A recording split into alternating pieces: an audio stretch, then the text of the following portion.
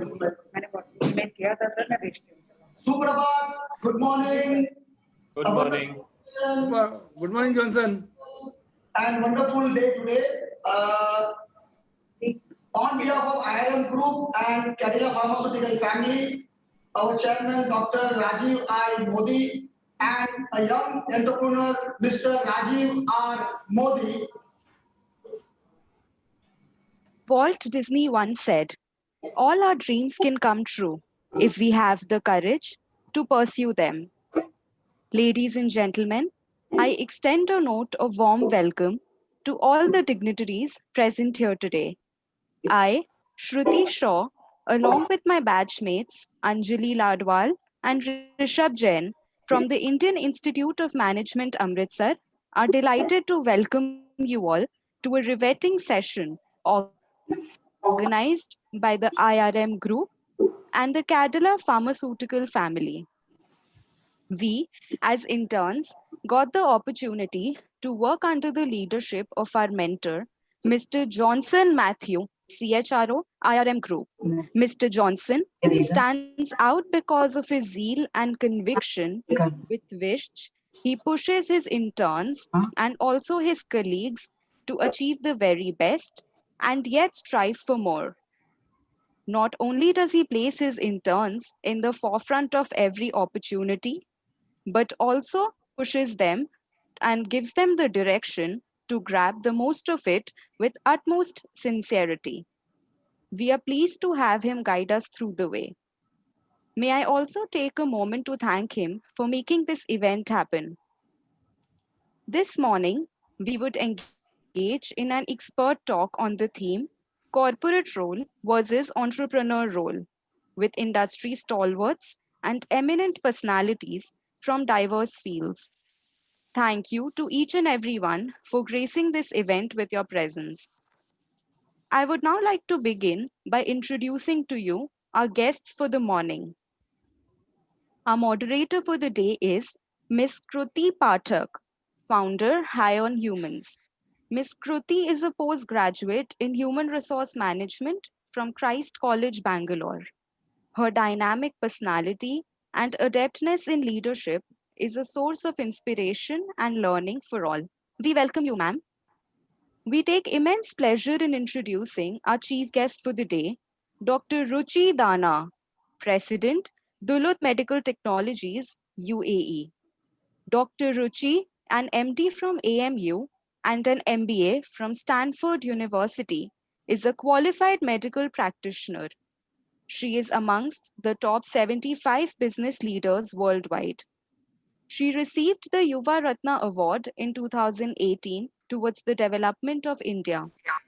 Her conviction of leading from the front is the perspective each one of us wish to imbibe in ourselves. We are glad to have you with us, ma'am. It is an absolute pleasure to have our guest of honor, Dr. Ghazala Khan, motivational speaker and entrepreneurship expert, FIGHR Pakistan, with us today.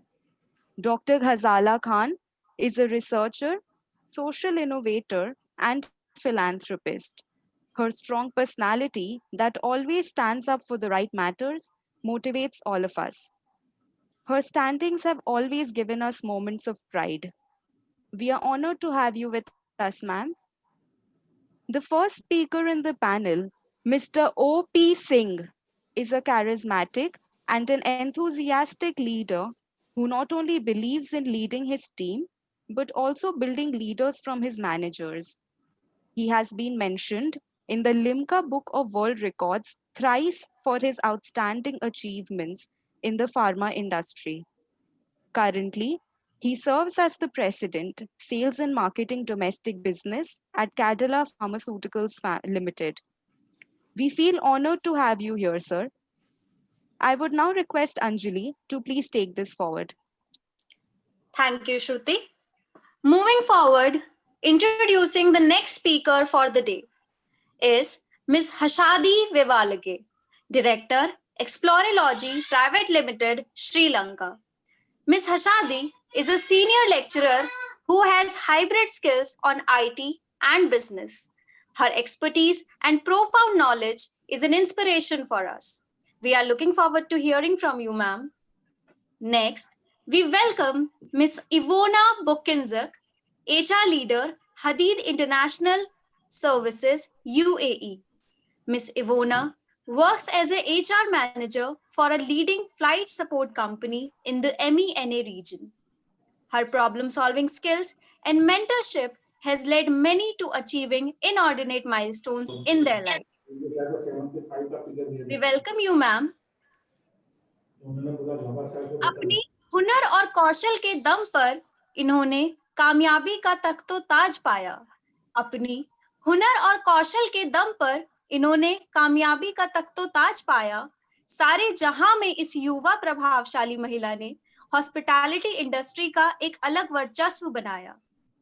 Our next speaker in the panel, Ms. Sneha Agarwal, is a well-known personality in the world of real estate and the director of a number of beautiful hotels, including Hotel Hillock Private Limited, Hotel Karnavati, and many more. Her strong forte is economics and marketing. We are delighted to have you with us today, ma'am. I would like to introduce you to our next speaker for today, Ms. Leza Klang. She is known as Singapore's youngest business guru, an influential speaker with an extraordinary entrepreneurial mind. She has lectured more than 40 universities around Southeast Asia and spoke at more than 100 events on entrepreneurship in 6 different countries. We are honored to have you with us, ma'am. अविश्वसनीय है जो इस युवा ने बड़ी बखूबी से करके दिखाया। अविश्वसनीय है जो इस युवा ने बड़ी बखूबी से करके दिखाया। अपनी मेहनत से इन्होंने फार्मा इंडस्ट्री को 7वें आसमान पर पहुंचाया। Mr Bhavin Bhatt, co-founder at Aska Pharmaceuticals Private Limited, with over 10 years of experience in areas of cardiometabolic, gynecology, orthopedics, and credited with successful launch of notable brands like GRD Sugar Free, Ferium INJ, and Celol XT, etc. Mr. Bhatt is truly a youth icon in the pharma industry. We welcome you, sir. Now, I would like to request Rishabh to take it forward. Thank you, Anjali. Moving forward, our next speaker for today is Mr. Dilip Rajan, the Managing Director at East West Seed India Private Limited. He gets zillions of blessings for his work in the healthcare industry. Graduated from a prestigious B school, Mr. Rajan has over 25 years of international experience in leading pharma entities. We would like to call him the true man of pharma to farm. Thank you for joining us today, sir. Our next speaker is Mr. Mahidwaj Sisodia, a leader with a conviction to make healthcare accessible around the globe. A strategic, innovative thinker, team player, diligent self-starter, well-organized and energized professional. Mr. Mahidwaj currently serves as the head of international sales and marketing at Cadila Pharmaceuticals Limited. We welcome you, sir. Thank you. The next speaker in the panel is a mesmerizing storyteller and an influencer to many others, Dr. Gauri A. Khan. She is a business leader who not only has exceptional business acumen, but also enlightens people with her strategic knowledge. Dr. Gauri has 12 years of experience and serving as a strategic learning partner in Hetero Group. We are glad to have you in the panel, ma'am. Our next speaker in the panel says that camera is like eye of God. In front of camera, truth and honesty are caught. So never lie in front of camera. She is Ms. Richa Khandelwal Bhatt, a seasoned performer in different geographies across the globe. She was among the 40 women entrepreneurs shortlisted by Walmart for the prestigious WEDP graduation in 2019. Her productions have been an inspiration to many. We are looking forward to hearing from you, ma'am. I would now like to request Shruti to take it forward. Thank you, Rishabh. Our next speaker for the day is Ms. Sonesh Bhardwaj, a globally acclaimed motivational speaker and an independent consultant with 14 plus years of experience. Ms. Sonesh has coached and mentored 900 plus entrepreneurs established business startup owners from across the globe and has played a key role in turning around businesses of the modern day. Thank you for joining us today, ma'am. We would now like to introduce a few special panelists who are present with us today. Our first panelist is a thorough professional with great idea, creativity, and innovation, Mr. Amit Doshi, COO of Karnavati Pharma Machinery Division. A very warm welcome to you, sir. Our next panelist is passionate in doing new things out of the box. Dr. Dinesh Chandak, SBU Head of CAD Agro Tissue Culture. We welcome you, sir. We would now like to introduce our next panelist, a leader and a man of perfection with progression, Mr. Mohan Kolhatkar, President of Karnavati Pharma Machinery. Thank you for joining us today, sir. Next, the next speaker is Mr. L.S. Iyer, SBU Head GCTS, who is known as a coach, a mentor, and a team player. A very warm welcome to you, sir. We next have with us a personality who believes that agriculture should be in every individual's culture. Mr. Amit Dubey, SBU Head of CAD Agro Biofertilizer. A very warm welcome to you, sir. And last, but certainly not the least, we have with us Mr. Pavan Gaba, SBU Head of CPL Vetnova, who is a self-believer and has a hunger to drive performance. We welcome you, sir. Now, on behalf of the IRM Group and Cadila Pharmaceuticals family, we would like to once again express our heartfelt gratitude to all the industry stalwarts and entrepreneurs present here. Without taking any moment further, I would now like to pass on the mic to Ms. Kruti Pathak, our moderator for today's expert talk on the theme Corporate Roles versus Entrepreneur Roles. Over to you, ma'am. The floor and the audience belong to you, and the thumb rule will be yours. Thank you. Thank you so much, all of you, and extremely excited, and it's a pleasure to be here again. And it's an honor to be sharing the stage with such wide spread of panelists who are not only who have made a difference in their own industry, but also have embarked with multi-awards. And all of your hats are full of lots of feathers. So welcome you all again. Corporate roles versus entrepreneurship. Well, these are like two different paths, and both have its pros and cons. One gives a fixed income, the other is still more rewarding. One gives a promise to stability, the other is still more promising. Johnson, the voice is breaking.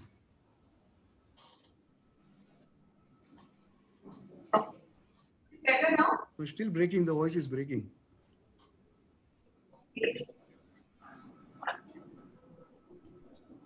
You're not able to hear. It's breaking. Is that the issue with everybody? What about other panelists? Are you able to hear? I think two of you sitting together, and if the microphone is on with both of you, then one should switch it off. Only one will keep it on. Just try. Yeah, but otherwise it's quite audible. Yes, Is it better now? better. Better. Sure. Okay, so all right. So I was trying to say that these are two different paths. One may look very tempting, the other may be very wishful, and both have its own pros and cons. However, today in this forum, in the next 1 hour, we are going to discover these paths and also whether these paths ever merge or diverge into various other paths that could be explored by everybody. So with that thought, I would like to welcome our chief guest, Dr. Ruchi Dana, a multi-award winning thought leader, innovator, and an entrepreneur herself. Dr. Ruchi would like to hear from you about entrepreneurship. What are your thoughts? Over to you. Thank you so much, Kruti. Thank you, Johnson. It's an absolute pleasure to be here. And I'm really amazed by the quality of the panelists. It's really good to like share the stage with all of you. I'm really honored to be here. I'll just briefly go through my life journey, and I'll try to bring in some key takeaways as and when I made various decisions in my life. So I was born and raised in Libya in North Africa, and my parents were doctors. And when the Libyan sanctions happened in the early 90s, that's when our family left Libya and came to Dubai, and we made a fresh start. So, like as a child of immigrant, you know, like hard work is something that you have to do all over because you don't have anything else to rely on. So I saw my parents work very hard, and like my dad set up his own business and all of that. So it was really inspiring, and I've learned a lot of skills from him.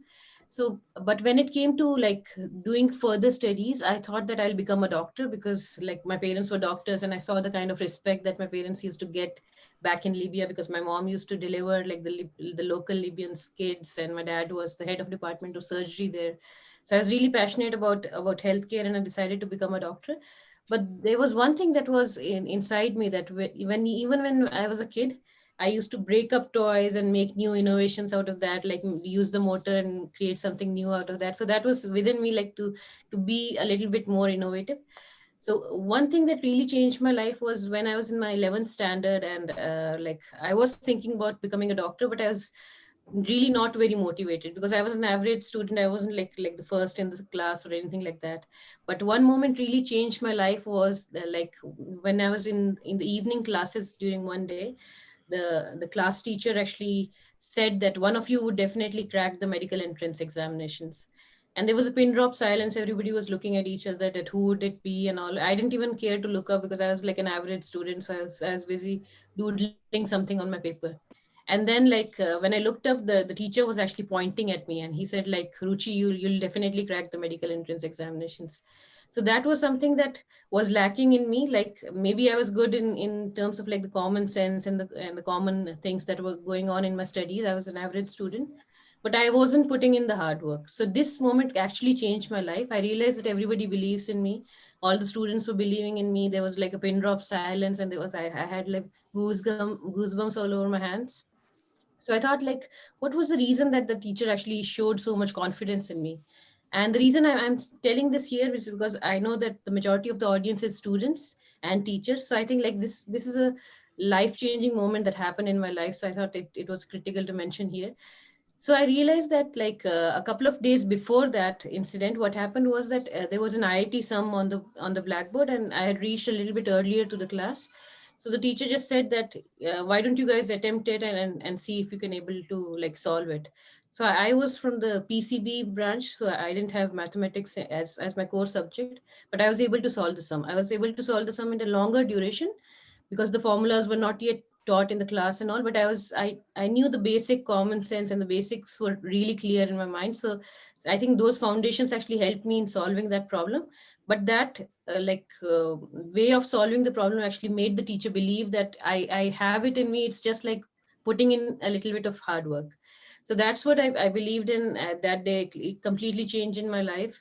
So that was a sort of external motivation that was required at that moment of life. I think if that moment didn't happen, I wouldn't be here today, because I would have like just been an average student and lived my life in an average way. But that moment changed my life because I realized like everybody believes in me, and that external motivation was really crucial for me at that point of time. Later on, I realized that you cannot have external motivation at all points of time, because oftentimes you have to pick yourself up. There are not enough people to support you. You don't have like these kind of teachers in your life. So like later on, I realized discipline would trump motivation. So it's really important to put in the hard work no matter what.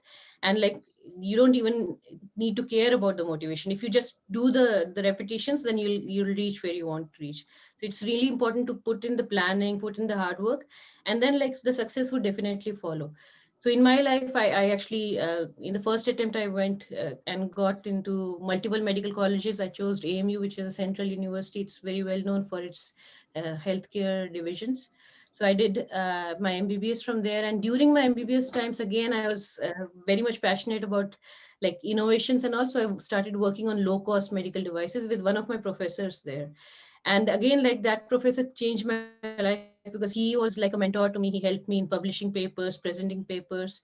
I was the first student of my university to get travel grants and go abroad and present papers. Usually it's just the professors that get these grants. So it was really exciting. And I really wanted to commercialize these devices because I had that background of business, because I saw my parents like come from a healthcare background and start into a completely new division. But when I went to my professor, and even I went to the best of professors in my medical college, nobody really understood the language of business. So that was back in 2008.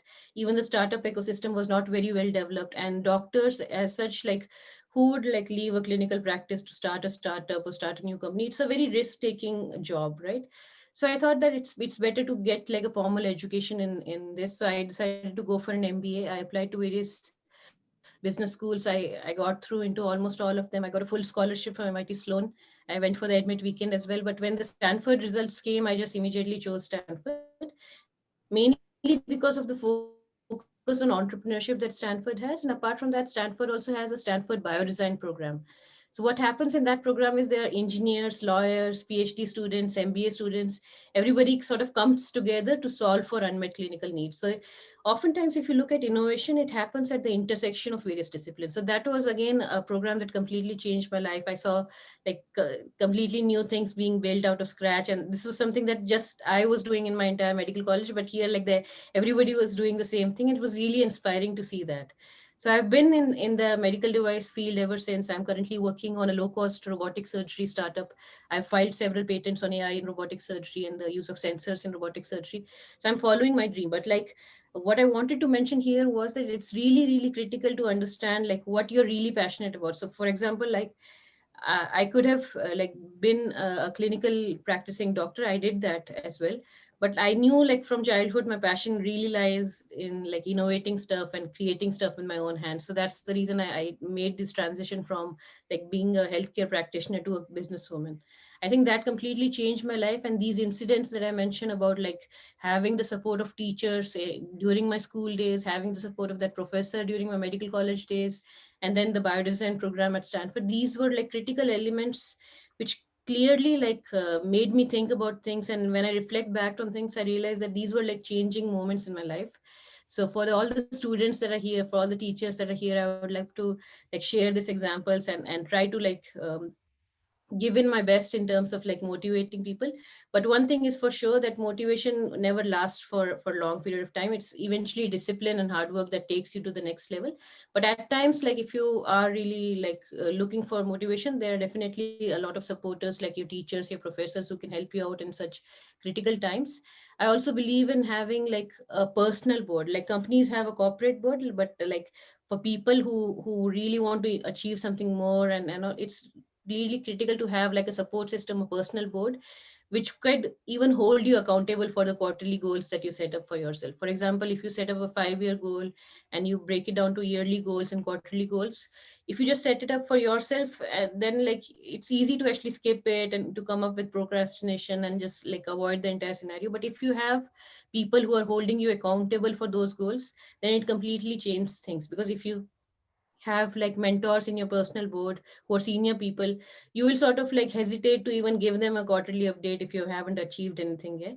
So that's the reason to have this support system. And I think like the students here are in a very good point of time right now. There's a lot of focus on startups, so it's really like crucial for you to like pursue your dreams.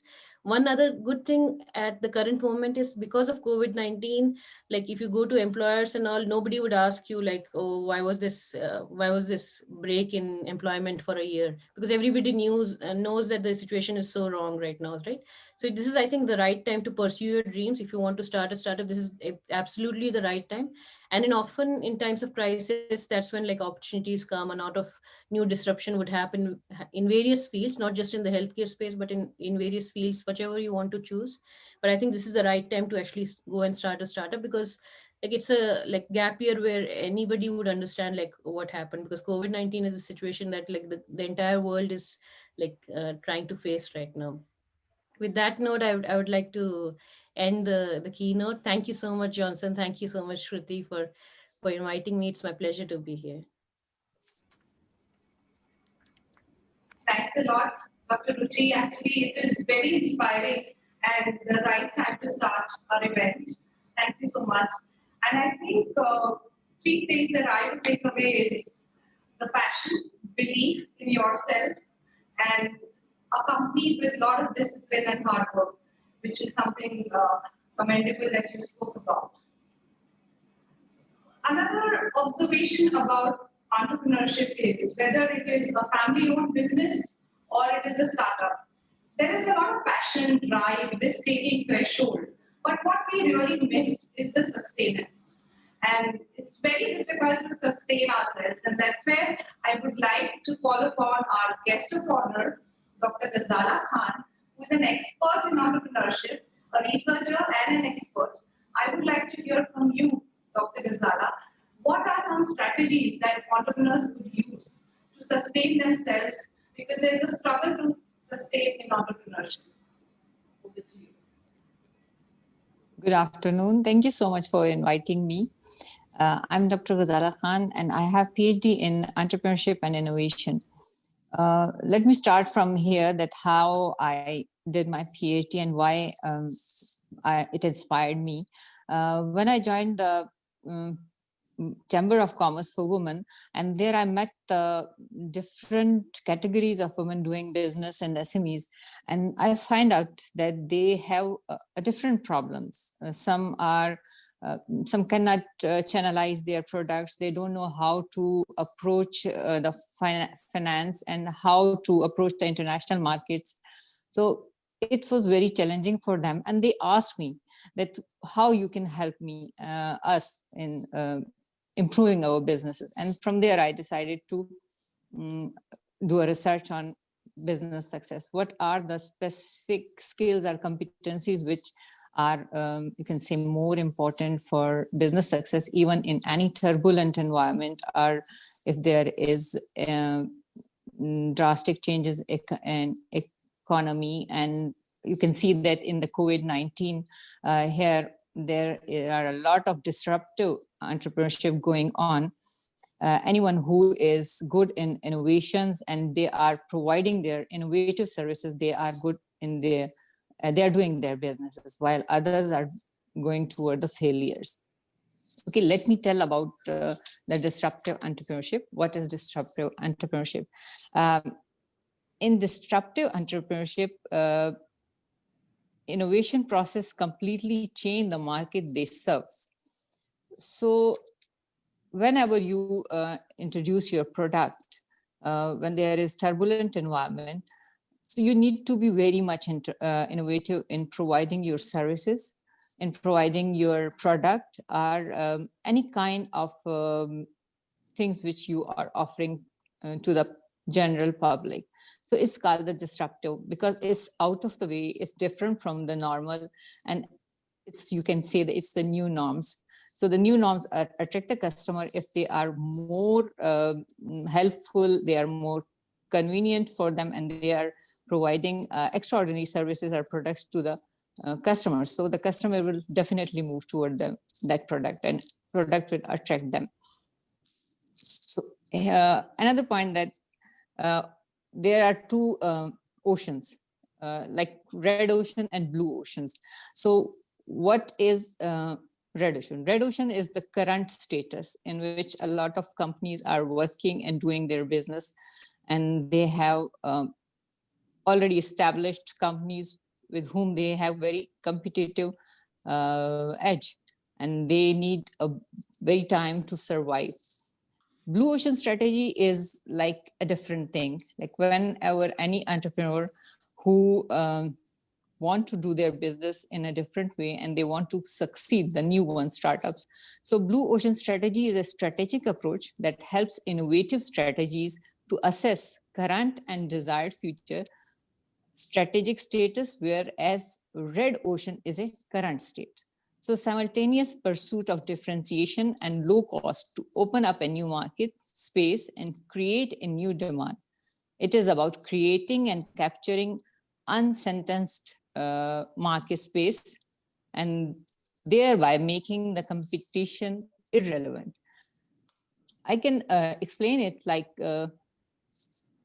Red Ocean is like the water which is already filled with a lot of fishes, and there is another bowl where there are only 2 or 3 fish, and the water is clean.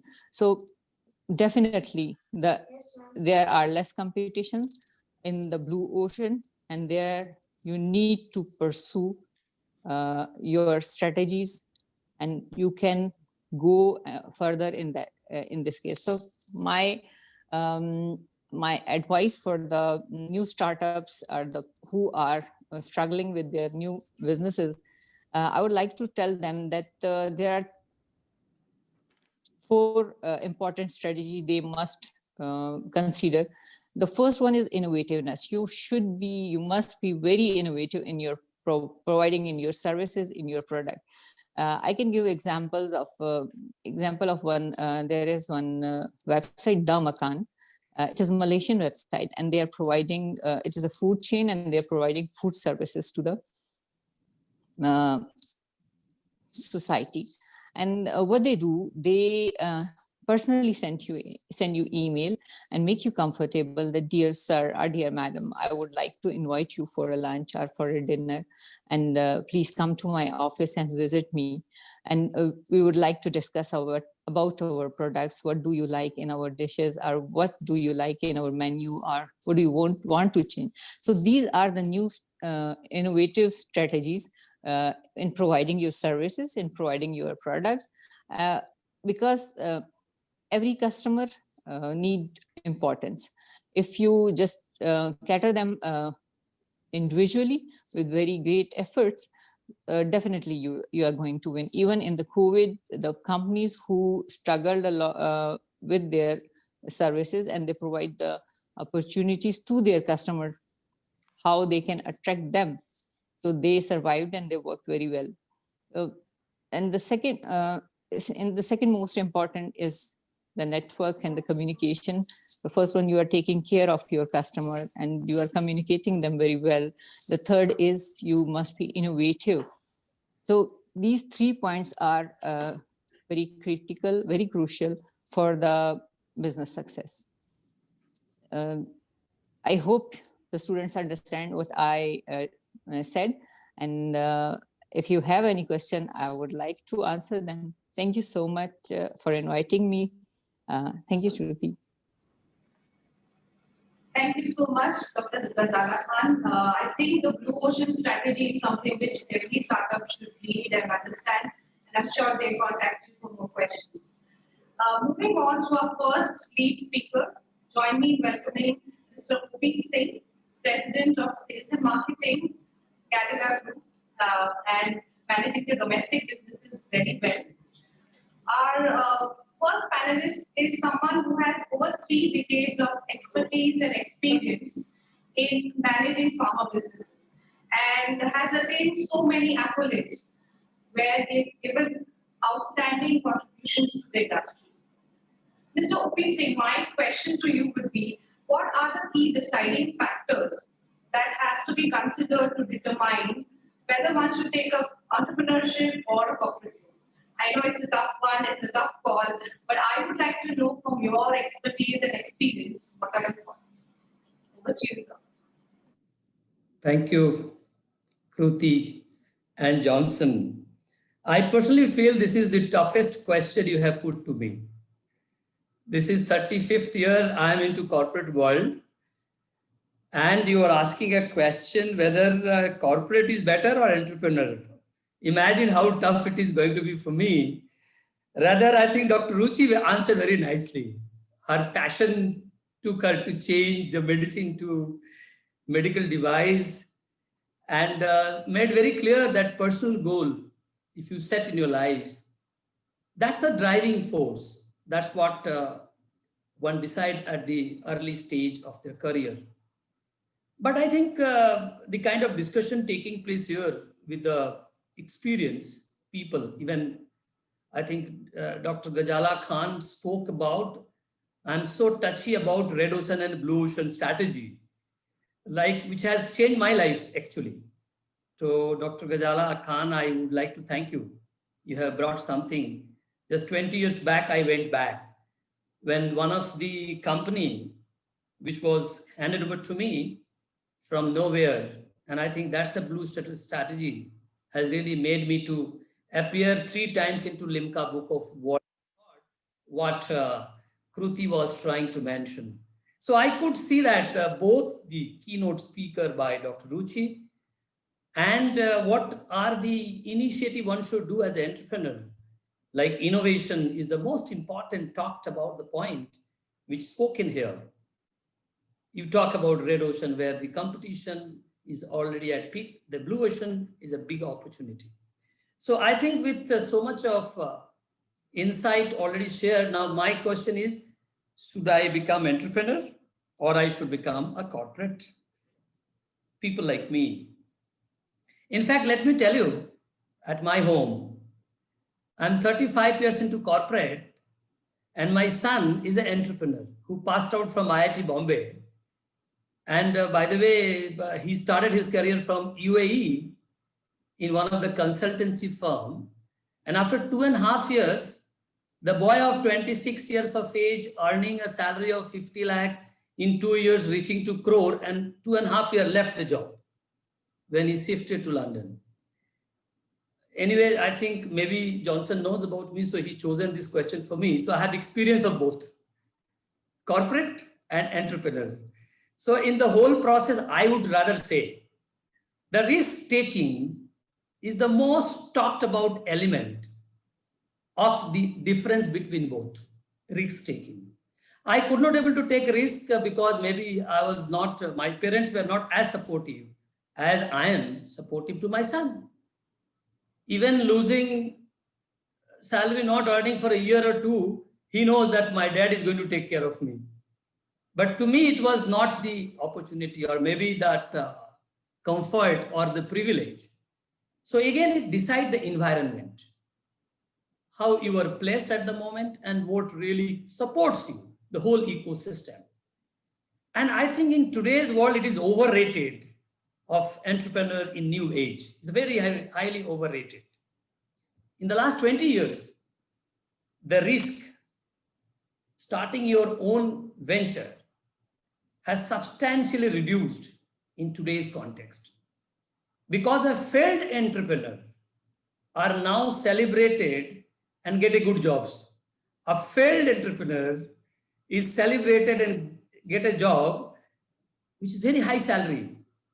And there is only some sort of risk of starting your own business that you can, initial phase, you can't earn money.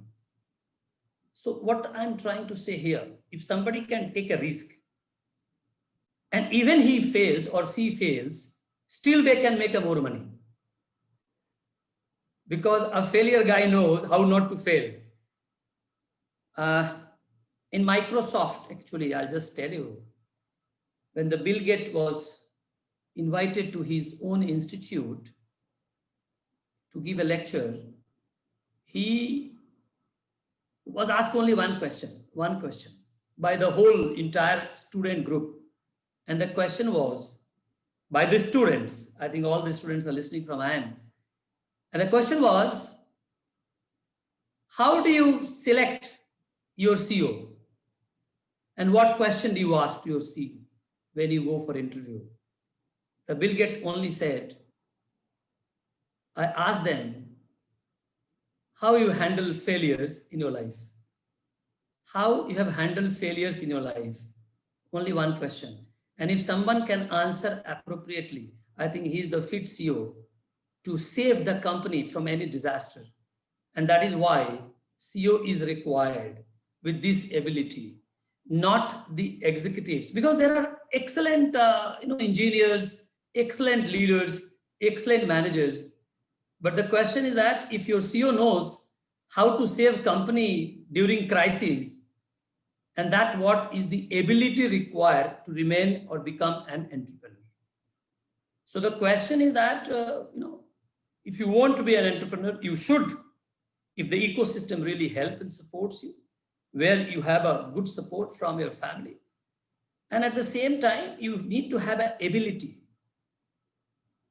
to manage the crisis. Because CEOs, entrepreneur, they're two different. In my office today, if I enter, I have every support system in Cadila, every support system. Even I need a cup of tea, there are people to serve. But if you are an entrepreneur, starting from CEO to the sweeper and the plumber, work you have to do. And I think if you are ready for that, yes, you must opt for it because you are not a loser. In any case, you are going to be a gainer. Even a failure entrepreneur is priced higher than a normal corporate guy. So I hope I have answered what I wanted to answer to choosing between both. Because my son today, he has created a worth of more than 10, 20 crores worth of a company in 2-3 years' time. But if I have to say, I have got a great life. I'm into my comfort. I have people to support. I have HR to support. I have finance to support. I have production to support. I have admin team to support. I have CC team to support. My life is running on support only in corporate world. But he has to manage everything for himself. And I think that decision is going to really very, very important to take a call whether you want to be an entrepreneur or you want to be a corporate executive. I hope, Kruti, I could able to answer precisely. Absolutely, sir. I think you really mentioned the risk-taking threshold and also the fear of failure, which is not there in entrepreneurs. You know, that's the thing which takes over any corporate mindset. And I think it's all about mindset here. Could be in a corporate setup or it could be just in a solo business setup. This leads to my next question, that if there is someone who wants best of both, who wants to do best, a blend of two, is it possible? And if yes, then what it takes to get there? I don't know how to answer. I think one should not ride on two boats. You have to be on one boat. I think, in my opinion, even it is possible. It's not wise to think in this way, not at all. One needs to be very clear on the path they have to take. Clarity of thoughts is very important. Of course, you could go into a corporate and behave with the same ownership of startup as a founder, but the condition and the environment may not allow you to do it. So best not to try and mix the two. Pick path one and stick to it. That would be my advice. Rather, you are going to confuse yourself. So I would not recommend to pick up both. Thank you so much. I think it's very clear that if you're passionate, if your drive is very clear, your decision making also has to be clear. And I think there are new concepts like intrapreneurship, where there are corporates who create an ecosystem to take the risk as well as the reward, which is attached to an entrepreneur. The entrepreneur just needs to innovate there. So there are some companies where we can see blend of two, but then very hard to find those and also the opportunities. Thank you so much, sir. Moving on to our next speaker, Mr. Dilip Rajan, MD of East West Seed Company, a change leader who is known for his transformation at various businesses, both in developed and emerging markets. So I would like to know from you, Mr. Dilip, what are your thoughts on corporates who need entrepreneurs and entrepreneurial mindset as their human assets? As I already mentioned, these are also called as intrapreneurs. What are your thoughts on various corporates looking at business leaders and entrepreneurship? Yeah. Thank you, Shruti, and thank you actually to both IRM, Cadila, and particularly Johnson for including me in this fascinating session. So hello, everyone. So my topic, as Kruti was mentioning, is corporates need an entrepreneurial human assets. To me, this is more of a statement versus a question, especially in this post-pandemic world that we are all living in. As Mr. Singh articulated earlier, the way I see it between corporate and entrepreneur, rather than a role, I see it primarily as a distinction in mindset between a corporate versus an entrepreneur. The appetite for risk, the ability to solve problems, the passion, and something that is very unique is the grit that defines successful entrepreneurs, or also what corporates would also require. Now, having an entrepreneurial mindset encourages creativity. It allows for uncommon ways to solve common problems we face and will continue to face.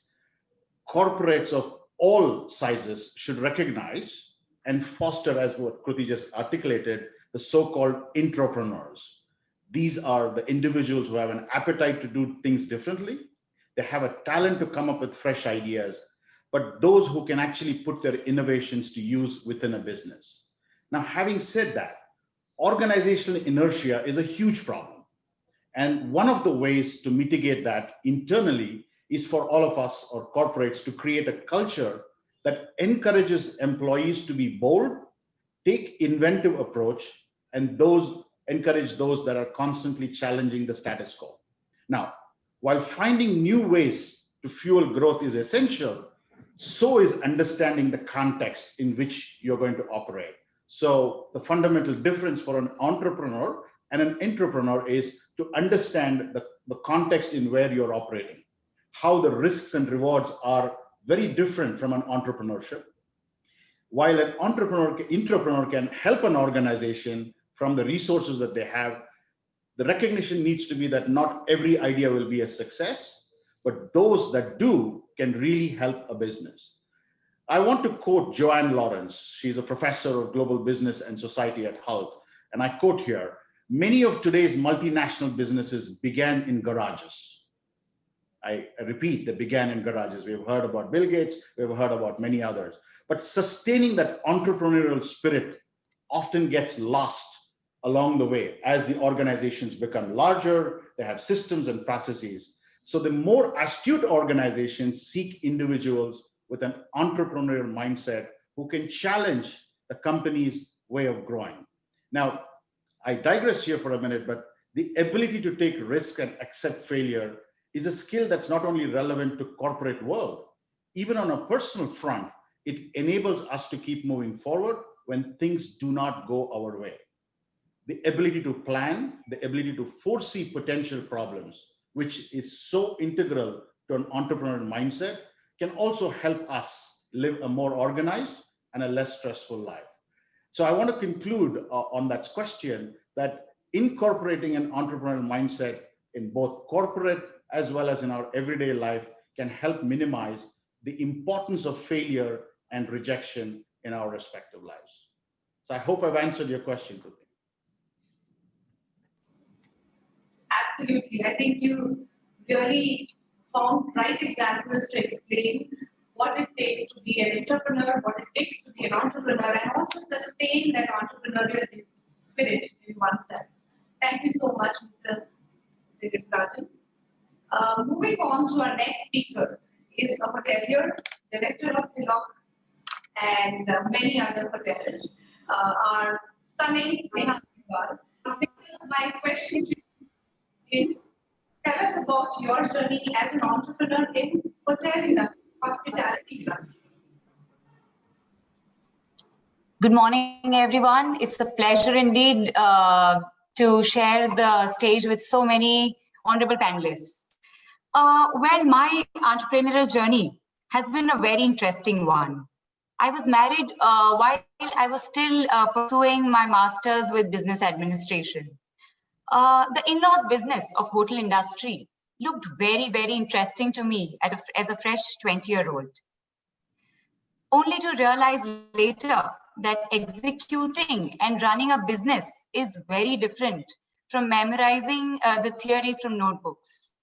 I started my journey learning each day from the family and from the entire team of Hotel Hillock. I believe that one can learn from every individual, and hotel industry being a very labor-intensive sector I had this opportunity of meeting many types and varied types of people each day. As a beginner, I used to go and learn from everyone, from the steward to the chefs to the GM. I just believe one thing, that one should learn what to do, at the same time what not to do, which I believe saves a lot of time. Besides, considering my sector of hospitality, I would juggle in the style of architecture and interior happening in the hotels and debunk the banal construction techniques and styles as a beginner. I would come up with less executed events for weddings. I would generally go ahead to guests and make them try dishes other than the ones they would generally prefer. Service sector is the one which requires personal attention at every stage. The moment you miss out on that detailing, you lose business. So basically, I love going all out, and I make sure that my team and I leave no stone unturned when it comes to guest satisfaction. I try and up my game and tune a higher notch each time. Now, coming to the mantras, the first of them that I follow has always been persistence. Nothing worthwhile comes easy, I believe. And all of us here need to burn the midnight lamps and perform and grow each day. Secondly, whether you call it a belief or a mantra, I have seen lately that so many of youngsters are so much into hearing motivational speeches, reading motivational books. To them, I would just like to say one thing. You know, just wake up, good morning, and motivate yourself. Nobody is standing there to motivate you each day. You know, depending on how far you want to grow, how much you want to achieve in life, you know what parameters you need to achieve and motivate yourself each day. Now, coming to the current scenario, the hotel industry, as the researchers believe, will be only back to normal by the year 2023. Fortunately for us, so many people who would otherwise just be traveling overseas have been left with very limited options, Mount Abu being one. So the business in Rajasthan, Mount Abu picked up soon after the lockdown. And talking of the lockdown here, I believe it was a time that was absolutely an opportunity if used in the correct way. We had two options. A, being getting into our cocoon, our shell, and enjoying the comfort zone. And B was going all out, though not literally, but trying and channelizing our time and energy into something which was more growth oriented. So the hospitality sector, as we all know, has this tremendous capacity of creating and generating employment. So many people during this period came to us who are unemployed. Trying to accommodate them, we came up with a lot of unconventional activities. One of them being trying and coming up with authentic traditional Rajasthani recipes, which were later corrected by the chefs and are today used to serve to the guests. So I believe that rather than being a profit epitomizing entrepreneur, it is our duty to become a socially responsible entrepreneur. Being in this position only increases our responsibility in giving back to the society, I believe. On a parting note, talking of our hotel, which is going to come up in one of India's most competitive cities, Ahmedabad, I would just like to say that we will work only on one mantra of hospitality, and it will be guest experience personalization. We at Hotel Hillock believe in only one thing, Atithi Devo Bhava. Thank you.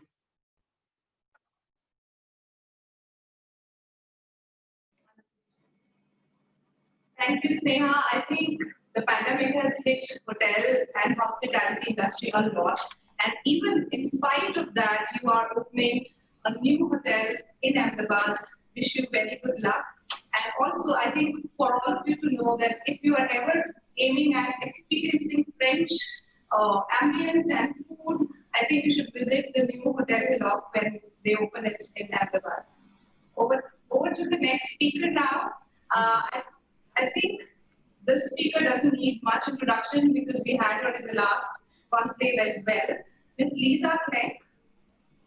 Lisa has been an entrepreneur at the age of 28. She won Youngest Businesswoman Award of Singapore. And of late, she's also been an author of personal branding books.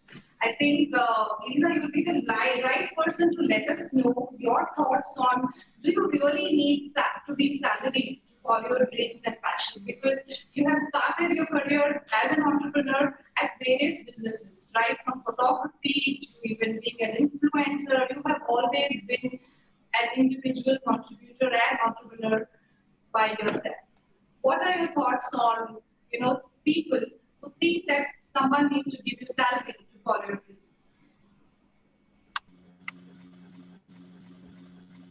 Lisa, we cannot hear you. Unmute yourself.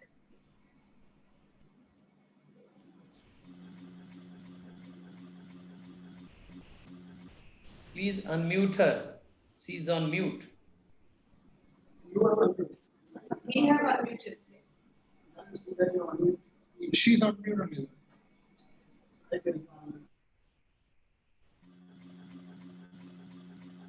No, we can't hear you. You are on mute. Please unmute yourself. The admin must unmute her.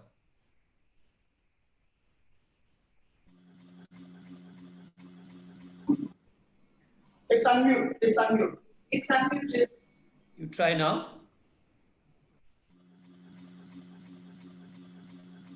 You can try now. No, not audible.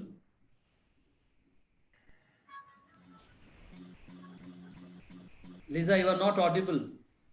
Lisa, can you log off and rejoin? Better. I think your audio is not connected. We move on to our next speaker, Mr. Mahibad Sisodia. Mr. Mahibad Sisodia, EVP of International Businesses at Cadila. Mr. Mahibad, would like to know from you about entrepreneurial and growth mindset in corporate, because you are the one who is managing international businesses and has over 22 years of experience. What are your thoughts on the corporate side of entrepreneurial mindset? Yeah. So thanks, Kruti. Distinguished panelists and audience. It's indeed my pleasure and privilege to share this virtual dais with all of you.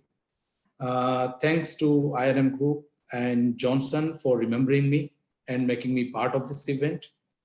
Considering that majority of the participants are students here, and rather I should say they are the candidates who are getting ready to get into work life, it would not be out of context to share that we at Cadila Pharmaceuticals right now are at stage where we are welcoming the young leaders in our system. And when I say young leaders, these are students who have been identified from different reputed institutions, either from management side or technical side. And when we talk to them, we try and probably cover this aspect. What we are talking right now is corporate role versus the entrepreneurial role. And why we talk to them about it, because it's very important to understand this aspect, this basically approach in the beginning of their career. While we talk about this corporate role against the entrepreneurial role, one of the key factors which always emerges out is about the mindset. And when we are talking about this mindset, I would like to give my take based on the experience or learning which I had over a period of time, because other aspects are already covered in your books and publication, etc. So whenever we talk about corporate or entrepreneur role, what are we talking, or the mindset what we are talking about is basically certain factors and how both are different from each other. The factors like role, goals, and other things. So let me go one by one on each of them to make you understand. And also, while I do so, I would be keeping the international business or international marketing as a prime background, because that has been my forte for more than 20 years. As I already been introduced, I'm heading the international business for Cadila Pharmaceutical. We are present in more than 100 countries. and we have our team in different parts of the world. So when we talk about the role, what is the mindset of entrepreneur? It's more to do with generalist, whereas as a professional, as a corporate person, you are supposed to be more specialist. But in international business, if person is not a generalist, doesn't have an entrepreneurial mindset, he or she will not be able to deal with the overseas team and different functions of HR, of corporate communications, of finance, and so on and so forth. Similarly, when we talk about the goal in corporate, how does the goal work? The goal flows from the corporate objectives. However, again here, if as a professional, you do not convert those goals into the way they will be perceived by your teams in different parts and will get implemented, this will not work together. So what I'm trying to say here is that generally, instead of making corporate mindset versus entrepreneurial mindset, both of them have to converge and brings the result for you. So this is another factor which I'm talking very important here when we talk about this both mindsets is about motivation. And generally what we perceive that entrepreneurs are very high in their self-motivation. But let me tell you, it doesn't work that way. People like me who have been always working with promoters, and if they are not enough self-motivated, they will never be able to match the energies of the promoters and work with them. Like for my own example, if I have to work with my chairman, managing director, if I am not fully motivated and with energy, it's practically impossible to work with that. So this is another key important point for you to understand. Then as Mr. O.P. Singh has already covered about the support function. So when you are in corporate, you have all the support function available to you. Whereas in entrepreneur, probably those support functions are not there. But there are many times when you enter into new market, new territories, new things, you need entrepreneur mindset to come into play where you have to work with skeleton or lower support system. And last but the important point about the working time, because we always consider that entrepreneur don't recognize any time boundaries. They are so much involved into work. However, in case of, again, international marketing, we don't recognize any country's boundary. We don't recognize the time boundary. So all in all, if I had to say, both minds have to converge, whether you decide to be a corporate, want to be part of the corporate world or part to be an entrepreneur. It's very, very important. Thank you very much.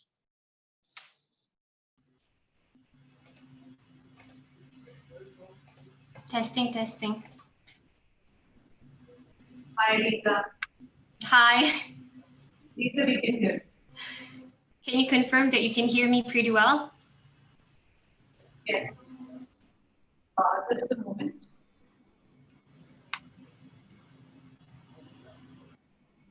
Thank you so much, Mr. Mahitvaj. Yeah, welcome.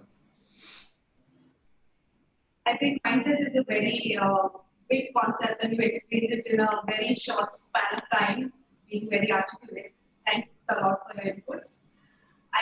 I would now move on to Lisa. Lisa, we already introduced you. Could you please talk to us about how you went about going through different phases of your life and pursuing entrepreneurship at every point in time? Hi, everyone. I'm glad to be back here. I'm sorry about the technical problem earlier. Thank you for having me to share my story as well as my experience. It's always a very, very important question. People always talk about, should I be an entrepreneur or should I be a business leader in a corporate capacity?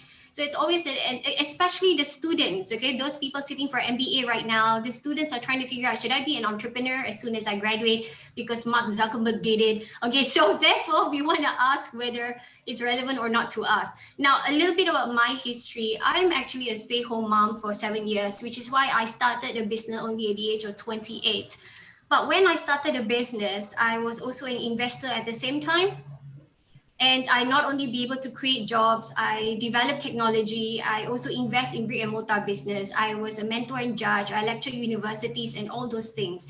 Now, the reason why I told you all my accolades was not because that I'm so great or anything, but I was actually mentored by a group of people to get to where I am. And although I'm an entrepreneur and our company is recently valuation at over US 10 million, we raised capital funding. And do you know that all the knowledge that took me here, and I'm not even a bachelor degree qualified because I was a stay-home mom, was because I was mentored by business leaders. actually corporate people are the one who has mentored me to become an entrepreneur. So which is why I can really say that it is a mindset that these people who has taken time out of their regular jobs as C-suites, okay, as director in MNCs, in big companies, they have mentored me to become an entrepreneur. And because they have the skills and the mindset of what I want to develop as well. So for example, the entrepreneurship mindset, like some of you have touched on before, it's about being disciplined, being ambitious, being bold, being able to innovate, doing beyond, wanting to find solution to a problems they can see. Now, usually there are many reasons why people convert from being a corporate into an entrepreneur or vice versa. But I think the main reason why some people make that change from corporate to entrepreneur is because their corporate job can no longer match their caliber. When we work for a company for a long time, we become better. We develop a lot of traits. We develop a lot of skills. But sometimes we realize that our job in our company is trapping us. It's actually holding us back, which is why some people made the bold step of switching over from corporate to entrepreneur, because entrepreneurship has that flexibility. You can create the job you want. What is it that you want to pursue? What is it that you want to disrupt? What product do you want to develop? And you can do it faster because you determine the decisions. In corporate, there's sometimes a couple of red tape. When you want to implement an idea, you have to bypass, your directors, your managers, your team leaders. But in entrepreneurship, it has that freedom to make that kind of choices. So when somebody feels like they are in a corporate job, which they still love, they build a lot of experience and skills, but that job no longer fulfills, their desire every day. They want to get to the next level, but their job in corporate is not helping them. That's why they move over. But meaning to say that there's a lot of mindset, which is, cohesively, it overlaps. So what people develop in terms of business leader, leadership skills, all these are also relevant in the entrepreneurship gateway. For me as an entrepreneur, I cannot be successful if I wasn't guided by business leaders who has 10, 20 years of experience in corporate. So that's how closely related we are. So whether we are in entrepreneurship or we are in corporate, we both have the same skills and mindset to develop in our own capacity. The only reason why some of us interchange this bridge is because the current position we are at does not fulfill us. Some entrepreneurs as well move back. So some entrepreneurs, they start a business, but maybe because of the lack of capital funding, they couldn't grow their business anymore because that role now doesn't make sense to them because they want to do more, but they don't have supporting resources, which is why entrepreneurs convert back into corporate and become business leaders in MNCs. So this change is not a big deal wherever you are, whether you're in corporate or whether you are in entrepreneurship, as long as you have the desire to do more, to do beyond, constantly learn, innovating ideas, creating solutions. There are some people who see a problem and walk away. But entrepreneurship, entrepreneurs, when they see a problem, they're dying to solve it. They want to find what happened, what's the core behind this reason. And this attitude is not just in entrepreneurs and business owners, but in a lot of C-levels, directors, project managers. They are all leadership in their own ways. And to me, they're entrepreneurship as they're entrepreneurs in their own style. Okay, even though in a corporate capacity, if your team director is always listening to problems, trying to get solution, getting you involved, investing in good leadership, they're entrepreneur by rights. By rights, they are totally entrepreneur. Okay, it's just that right now they're happy with their job because their job fulfills them. That's why they have not converted. Okay, but if they want to develop something more disruptive and their current corporate job doesn't entail that, that's when they make the switch. So for me, whether somebody's corporate or not, I've actually also seen, just now there was a question whether if you are in corporate, would you consider entrepreneurship on the side? There's a lot of people who mentor me and they are actually corporate professionals. They're investment bankers, okay? Top-notch investment bankers. But they are so entrepreneurship and their job, is only focusing on investment banking. What they do is they build businesses outside their company. And they build businesses, they put the right people in place, they put C-levels in place, and their company is run by other people, but they oversee that. And so they're working full-time, that they built a company. That one time, this investment banker, after 7 years, his side business became a 140 people operation. So he finally left his corporate job, because now he wants to step into his own company and become a C-suite there, because the company is big enough to fulfill everything he wants to achieve. The resources was complete. So he built that on the side and then eventually made the transition over. So like I said, for me, most of our business advisors are not entrepreneurs. Or most of business advisors are actually corporate people because they are very, very experienced, very skilled, and very specialized in the things that they do every day. If you want to learn about investment model, the best person to speak to is an investment banker who does this for the last 20 years. He will explain to you all the business model, what's the current form of funding, how to get capital, profiling investors. He will be the right person to guide you because he's specialized in that area. If you get another entrepreneur to help you, we are just we are just idea executors, but we're not expert in many fields. So book smart people, especially who are now in corporate business leaders, they come with experience entrepreneur needs. So both sides must continue to thrive. We need to have great business leaders in corporate, and we need to have good entrepreneurs who's willing to learn from business leaders in corporate. And when we do that, we will synchronize and both parties will win. The community will then benefit as a whole. So our experience is the most valuable part of us. Okay, our assets is not as important as our experience. If we're willing to share, whether that person is an entrepreneur or another corporate graduate student, as long as we're willing to share our experience, we can build more leaders in any capacity. And that's entrepreneurship on itself, whether you work for someone salaried or you work for yourself and be self-employed. That's my opinion. Thank you. Great. Thank you, Lisa. I think that was very well summarized and a holistic view about how the two blend and collaborate with each other, because an entrepreneur does need an expert, and experts also need entrepreneurial skill set. Thanks a lot for your views. Moving on to our next speaker, Ms. Richa Khandelwal Bhatt. I think to me, she is more of an solopreneur to an entrepreneur and now a socialpreneur. So I think you are beyond an entrepreneur now, and would like to know from you, what made you think that you want to be an entrepreneur? What is that fire which everybody talks about, the drive, the passion? What made you take that decision?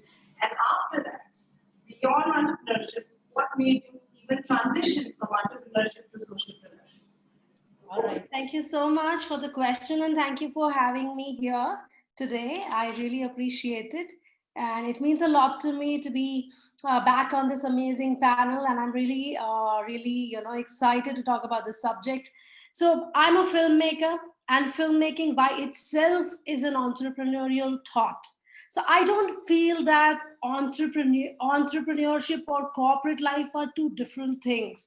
I would like to take a little bit of, an example of how just having an entrepreneurial personality, mind, body, heart, soul, every cell of you is required to achieve an entrepreneurial work like filmmaking. So I feel that there is not a second in the day, there is not an inch of blood or not an inch of my body which is not completely drenched in the whole idea of entrepreneurship. Because to be able to achieve a single film, you know how much of innovation, how much of leadership, how much of risk taking, how much of drive, passion, fire, all that is required. Otherwise you just can't achieve it. So we reach our sets at like 4 in the morning sometimes. Sometimes our clients who require us to do ad films and all for them, we need to do more for them in less amount of budget sometimes. So we actually reach the location at 4 in the morning, and we keep shooting till 12 in the night until we can.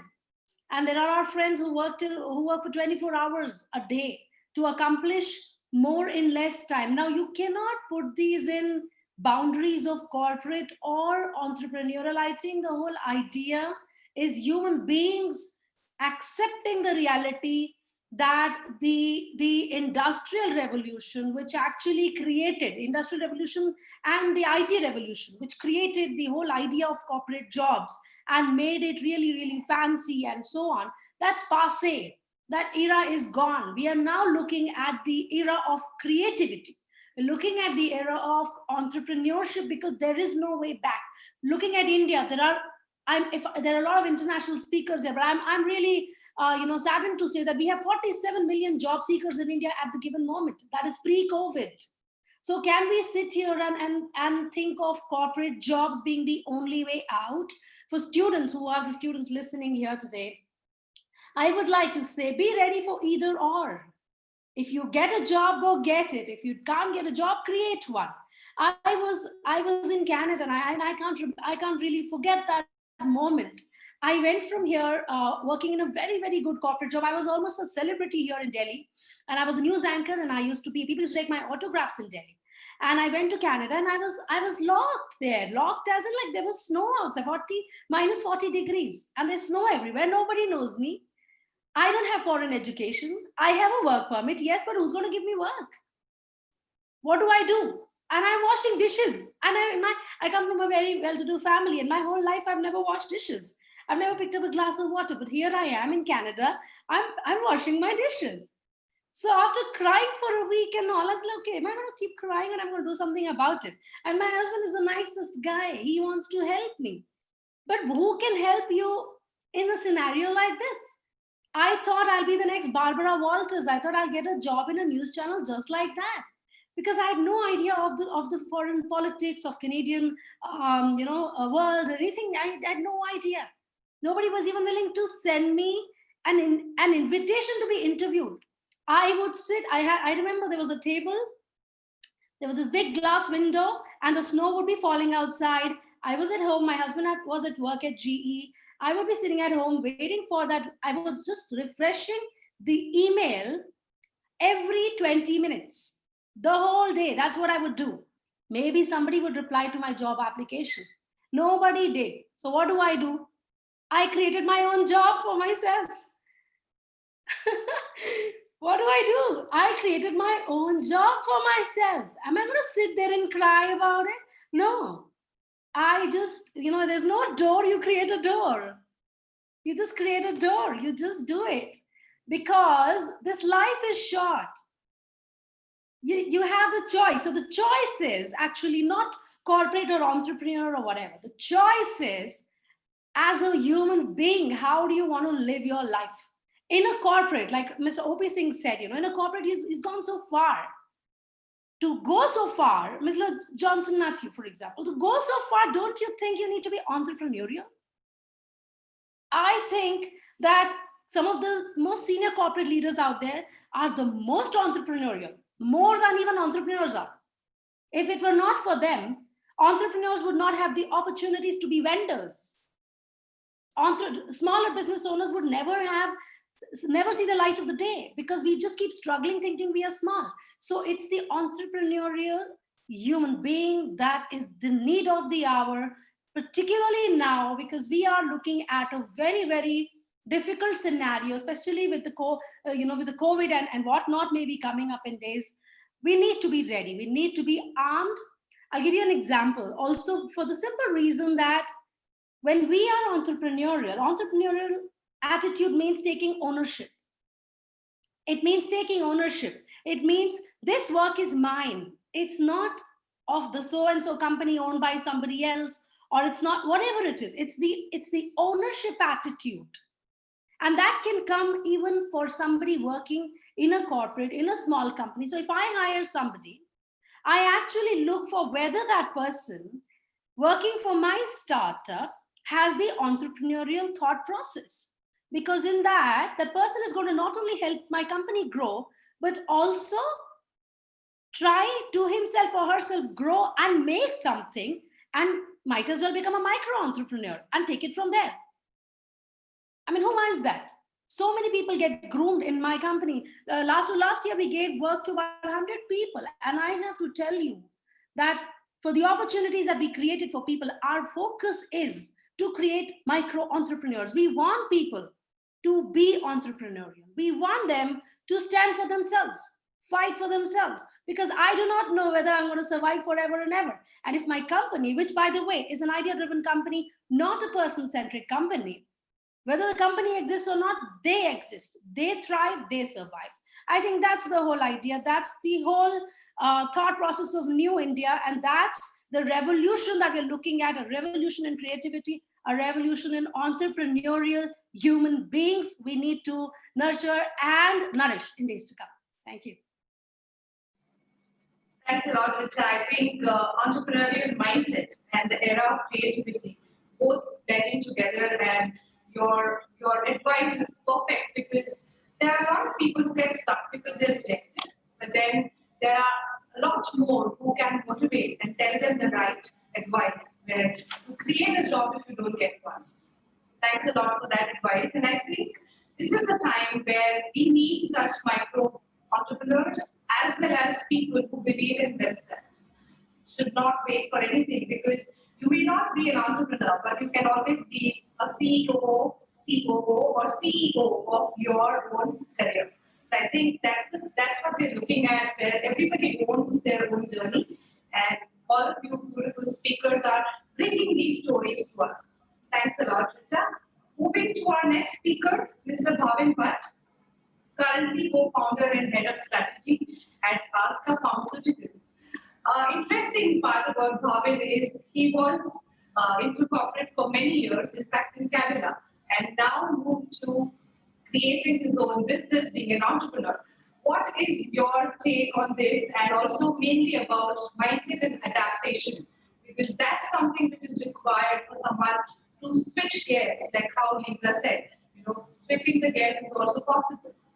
But what it took from you, Bhavin, would you like to share with us? Hi, good afternoon all. So first of all, thank you, Mr. Johnson. Thank you, Kruti, for having me here, and the IRM group for organizing this virtual event. So it's my pleasure to be with all the distinguished people from various industries across the globe. Indeed, this session has been very insightful and a lot of learning.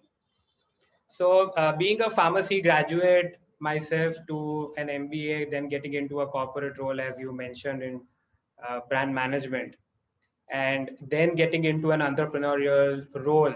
So having been on both sides, into the corporate role as well as entrepreneurial role, when I look back at my corporate stint, I feel that there are many instances that now my approach towards the same situation could have been much more different and maybe better.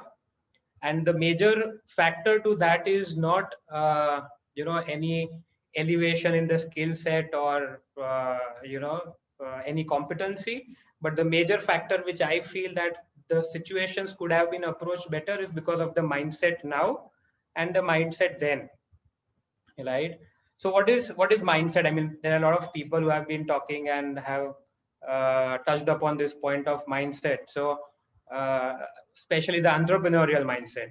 So I'll just narrate a quick story. Okay. So there was a group of ants, right? And they were discussing on, what your ambitions are and where you want to be. So one ant said that, I want to be the fattest ant. The another ant said, I want to be the richest ant. The third ant said, I want to be the fastest ant. And they were looking at the fourth one, still thinking, and they asked, yes, what do you want to be? And the fourth ant said that, I don't want to be an ant anymore. I want to be a butterfly. And that's when an entrepreneur is born. So that kind of a mindset where, a person can conceive things which is way beyond obvious, right? I came across this very interesting statistics that organizations worldwide spend $356 billion on leadership development efforts, and a survey was done over 329 organizations out of it, and 75% of them found that their leadership development programs are not effective. And then, there was a Harvard Business Review, a group of researchers found out that in spite of spending so much resources, money, energy, why this leadership development efforts, are not getting the desired results out of it. And one of the major thing that came out was that the major point which was overlooked was the mindset, that how the leaders think, how the leaders behave, right? And Am I audible? I think there is some. Yes, Bhavin, you continue. You are very much audible. Continue. All right. Yeah. So mindsets are basically, leaders' lenses that will take up the information processed according to their thought processes to make sense and use out of it and navigate the situations that they encounter, day to day what they face. So, and that is why we see that, when a similar situation is approached very differently by two individuals. So having said that, well, mindset is very important. So what kind of mindset should we develop? And especially as I see, in from your B school days before getting into corporates, I think there are mindset is something, that can be developed, right?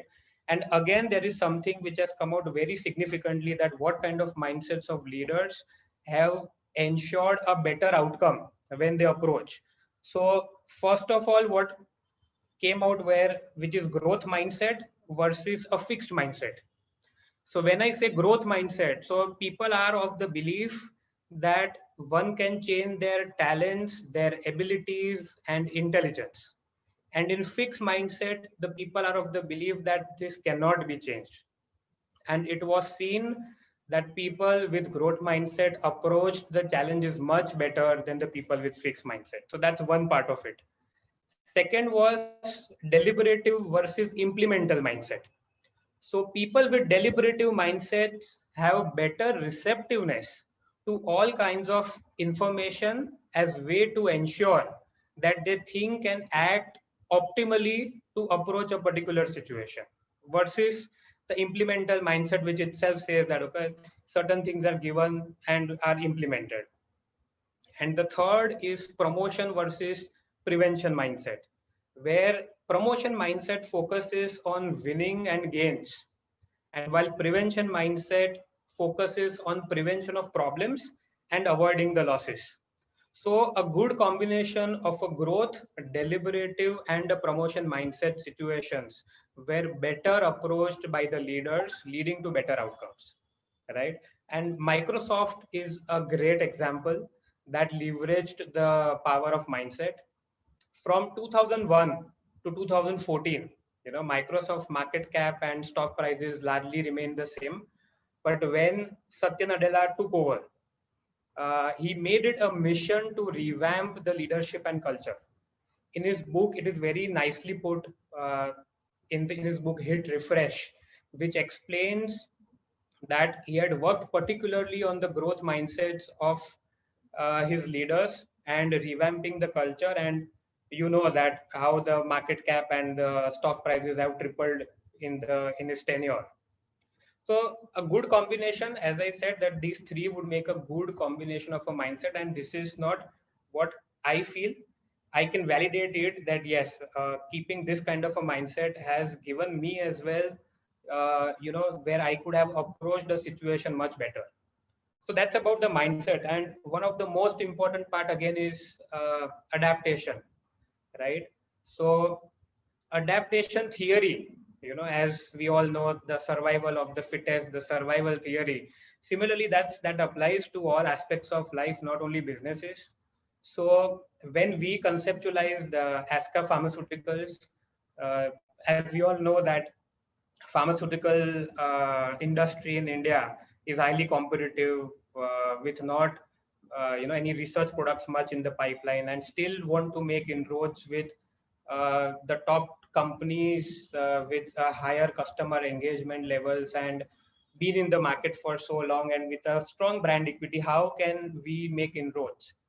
And the group of people that we have, because of the right mindset and adaptation, we found out that one of the major factors today is discontinuance of the therapy, majorly in the chronic therapy areas, which are the medicines which are to be taken for lifelong. And there are a good number of people in the country who are not able to continue the therapy. And one of the major thing that came out was the cost of the therapy. So we thought, yes, if this is the gap which is found, can we address it?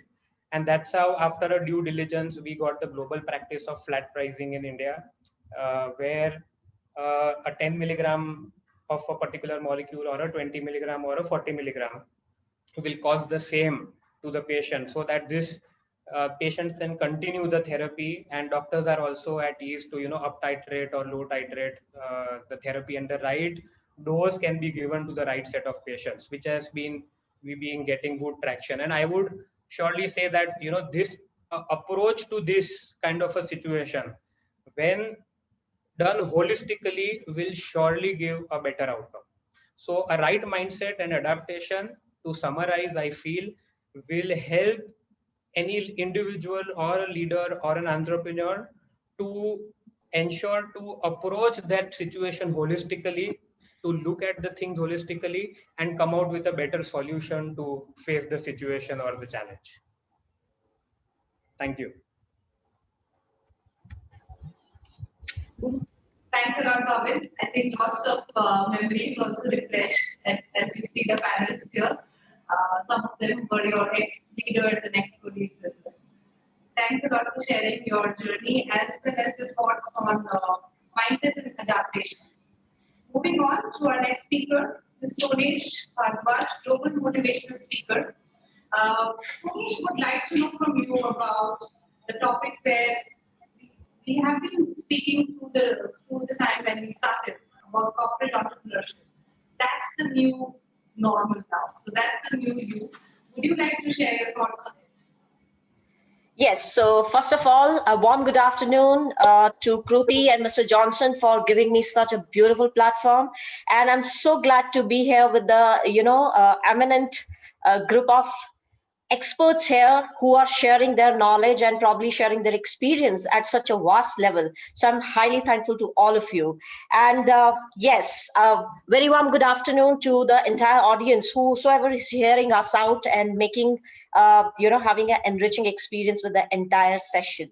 So Kruti, I think the brilliant point you have mentioned here, corporate entrepreneurship, as most of our speakers have just shared, that these two terms are very, very dicey to play on. Now, for me, I'm a kind of individual who did engineering, and I just want to give a slightly context to my journey here, what eventually happened with me. So I did my engineering with great distinction from electronics and telecommunication engineering. And as you know, being an engineer, always people love to get into a, high paid software job. And this is what I'm talking about way back in 2007, when recession was completely onto the peak. People were getting thrown out of the jobs and XYZ things were happening. So getting a job was really difficult. But then I thought one thing, that this situation is going to prevail for how long, even we don't have any clue. All we need to find out probably is the right mindset. We have to get to the solution. So in my, terminology, if you call corporate entrepreneurship, is basically how you reach to a solution-oriented approach. That is first thing I will, I would love to share it with everyone.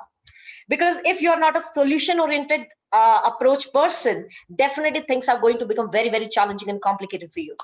Now, I started my journey working with a lot of MNCs, working with a lot of startups. And one thing I have realized what was there in me, which made me different from my fellow people.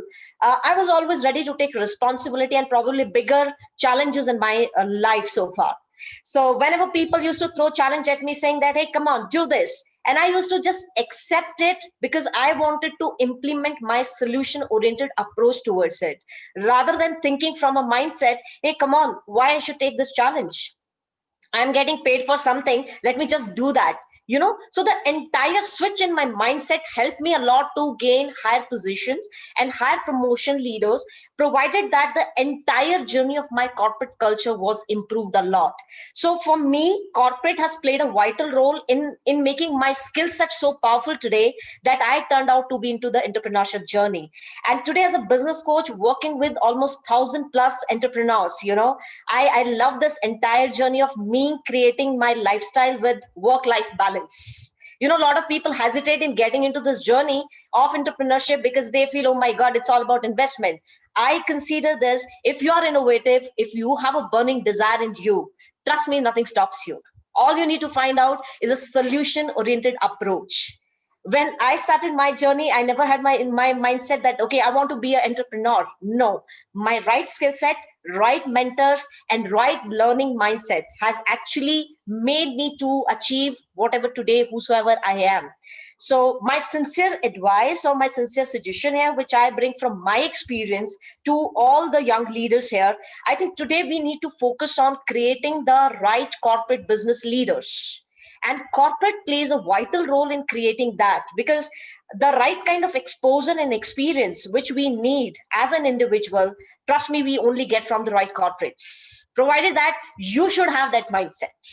So I will never say that corporates you should not have and you should directly jump into the journey of entrepreneurship. No, I think they play the right vital role, provided that how is your mindset, how is your clarity of thoughts is going to decide the outcome, who you want to be in your life. And secondly, no doubt about it, everyone has focused here the right motivation, and most likely you should have a burning desire in you. Because if these two things are missing, I'm telling you, you are really missing the flavor of entrepreneurship. Right? So entrepreneurship is not about that you're just sitting, chilling around. It's a slightly different ball game. And entrepreneurs are basically different in their mindset, point number one. And secondly, they believe in the concept of taking risk. But I also would like to mention here a very important key point here. Please take calculative risk in life. Right? Risk-taking ability you should have, but you should also know accountability plays a vital role here. It's not about like, okay, you are just going, and you have no clue what you are doing in life. That's not called the journey of entrepreneurship. Being an entrepreneur, you should know how to take calculative risk in your life, and you should hold yourself accountable for that. That's how you will enjoy this beautiful journey of being into entrepreneurship. So on a summarizing note, I feel corporate and entrepreneurship is such a good combination, provided that if you have a clarity of thoughts, if you're persistent in taking action, you're realistic in your entire action-oriented approach, and I think you should love and you should enjoy this journey going forward. That's my all take on this particular thing. Thank you so much. Thanks a lot, Sunesh. I think switch in the mindset is something which everybody needs, because if you are in your comfort zone, you definitely cannot look beyond a set mindset. So thanks a lot for throwing light on that. Thank you. Moving on to our next speaker, HR leader, Ms. Ivona. Ivona, my personal observation has been that you have been grown in a family where there are so many entrepreneurs, and you chose a corporate route. What made you take that decision? And I would like to know about that. Plus, what it takes for someone in corporate to survive. Because I think for entrepreneurs, it's difficult to sustain, but in corporate, it's difficult to even survive. So can you throw some light on that? Yes, thank you, Kruti. Can you hear me? Yeah, thank you so much for having me again, and hello to everyone. So basically, as you mentioned, yes, there are a few family members that they stepped into entrepreneurship from day one when they finished their school or the universities. I was always surrounded with people with let's say a mind to business rather than a corporate world. They wanted to work for themselves because they saw more pros than cons. Being your own boss. That's, in my belief, it's a really wrong approach, because if you just want to be your own boss, it's not something that you follow as a passion. And that's the reason why I stepped into corporate, because I believe that no matter how many lifetimes we will have, or we will have the opportunity to have, if that's something someone believes in, but there is a lot of learning that we can achieve through one lifetime. And for me, having a mentor was very important because all my life, I saw what entrepreneurship takes from you. It takes your time. It takes a lot of pressure. So you do. People believe that you know, being your own boss, you don't have a pressure. You actually have more pressure because you do have the responsibility of others. So you do have to, you have a responsibility for your own self, because you have to motivate yourself, as all the other speakers have mentioned already. You do have to take, I would say, more reservations to what you say, what you do, how you present yourself, because being, you know, the face of the company, you have to show a lot of different aspects that you would want people to see. The good aspects, like, you know, the moral stuff, the ethics, the set of mind that you have as an entrepreneur, so how innovative you are. And you know, like my father was, he had his own company for quite a few years, and you know, one of the part of the being an entrepreneur, you have to be able to understand that one day you will have to say goodbye to your you know, endeavor, because of 1, 2, 3 reasons. It could be personal, it could be that your business has overgrown and you do have to step aside a little bit and give the opportunity to younger you know, professionals to take the lead. So that's what happened with my father. My father was more thinking that he would want to take a break from corporate or the running our own business. So you know, the business was moved to another part of family. So, and because so for example, like even now, most of my friends, they are entrepreneurs, so they run their own. Actually, one of them, they just been in the first 50s of for the innovators in the Forbes. So it's really interesting how people have the perspective of running their own business. But why I chose corporate is because I know that even in corporate you can lead. You can be the, as many has already mentioned, entrepreneur, you know, so you can actually make the difference in corporate world if you're strong enough, if you believe in your skills, if you believe in your capabilities. And this is what I would say to any student, to any person that is starting its journey, whether it's an entrepreneur, whether it's just, let's say, part-time jobs or a summer work.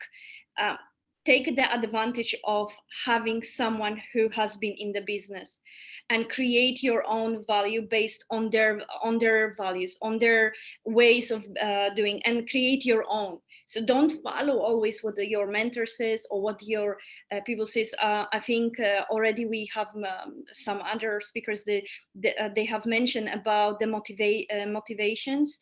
You can actually motivate yourself. And if you have that in you, you will have it.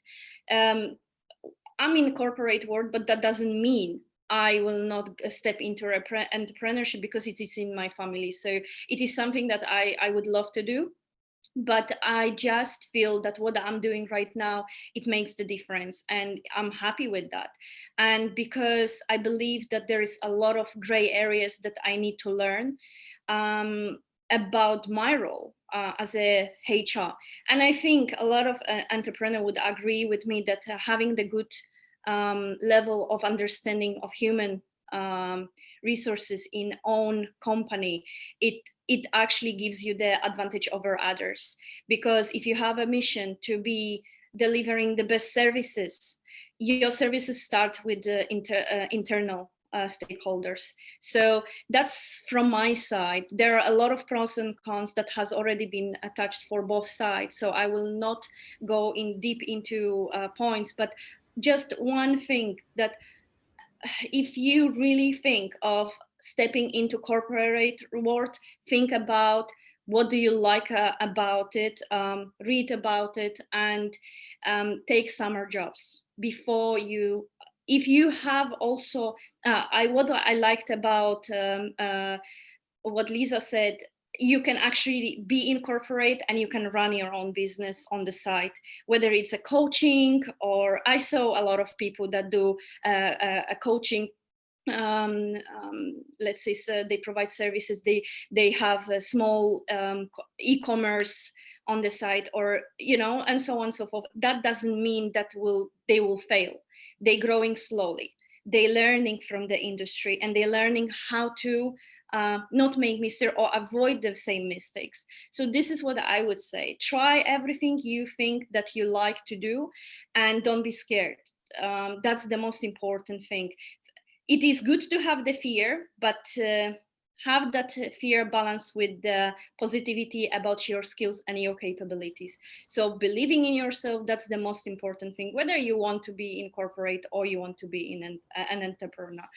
And there, one last thing, a lot of people says that because of my background, they ask me, why did I want to move to other country and work for other people? Yeah, I could stay in my own country and build up on what my family is, my aunts or my uncle, they have, a very good companies. Why did I not want to do something of my own? And I didn't take that chance.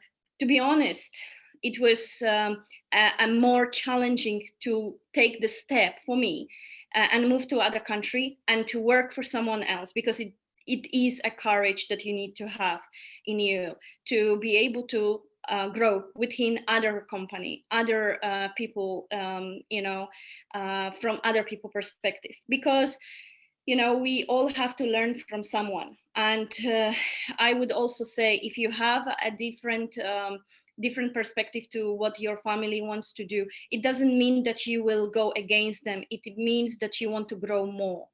And not only professionally, but personally also.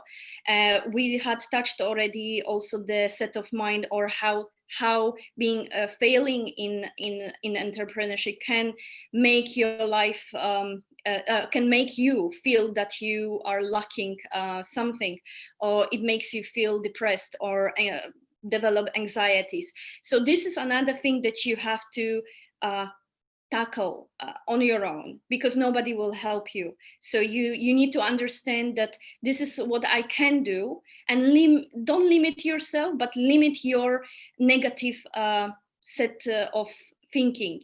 So if you feel that there is a one aspect of the entrepreneurship or corporate world, try to look at it from other side, or I would like to say out of the box, because in every negativity we can find a positive outcome or results. So that's from me. That's one thing why I love corporate world, because it allows you to actually do that. Being an entrepreneur, you have to be more strict on yourself, and that's something that needs a strength. So I would see self-empowerment. So yeah. Thanks a lot, Mona, for sharing your journey with us. Moving on to the next speaker, Dr. Gauri Khan. Dr. Gauri Khan is an LLD professional in hetero drugs and would like to share views on the thin line between corporate leadership and entrepreneurship. Dr. Gauri Khan. Yeah, thank you so much, first of all, to Mr. Johnson and Kruti for inviting me onto this platform where all the experts are talking and they are sharing their views, especially the experiences which they have gone through into the kind of platforms where they have worked. Really thankful to you. So, as if I have to talk about the difference, a thin line difference between the corporate leadership and the entrepreneurship, before that, I would like to talk about a little bit about the similarities so that we can understand it better. So similarities which corporates are looking into are again the entrepreneurial mindset, even into the leaders whom we are taking. So it's like as Dr. Ruchi and Sunesh also said, related to the risk-taking ability, the calculative risk which is required. Then the assertiveness is something which is very important, how you talk about it, the decision-making ability. And then it's also about the visionary, how much goal-oriented you are, So these are the kind of similarities which are into the entrepreneurial mindset also, as well as into the corporate leadership mindset also. Because corporate leadership, if we talk about it, is not only about a kind of stature where you are, where we talk about that the people are there who are sitting at a very senior positions and they are taking the decisions. Not only that, but it is about how people work and the dynamics of the people and the mindset that they drive constant business growth and capacity to stay with the time, both philosophically as well as technologically. So these are the two very important things. It's rightly said, that heavy is the head with the person who wears the crown. So corporate leadership is like that. And moving ahead, it's very important to understand that what are the paradoxical functioning about it. The corporate leadership, I will talk about certain paradoxical functions. It's like be slow and consistent, at the same time execute fast. This is what is expected from corporate leaders. Be empathetic, at the same time ensure performance. Digitize yourself and remember the values and the emotions. Give time to your family, but don't forget to be available for office all the time. It's a very common message which people drop in. I'm on leave. However, I'm available over phone when required. So this is the kind of paradoxical functions which are happening into the corporate leadership. I would like to explain it with two metaphors. One, it's like a flower in the cactus. It's like that.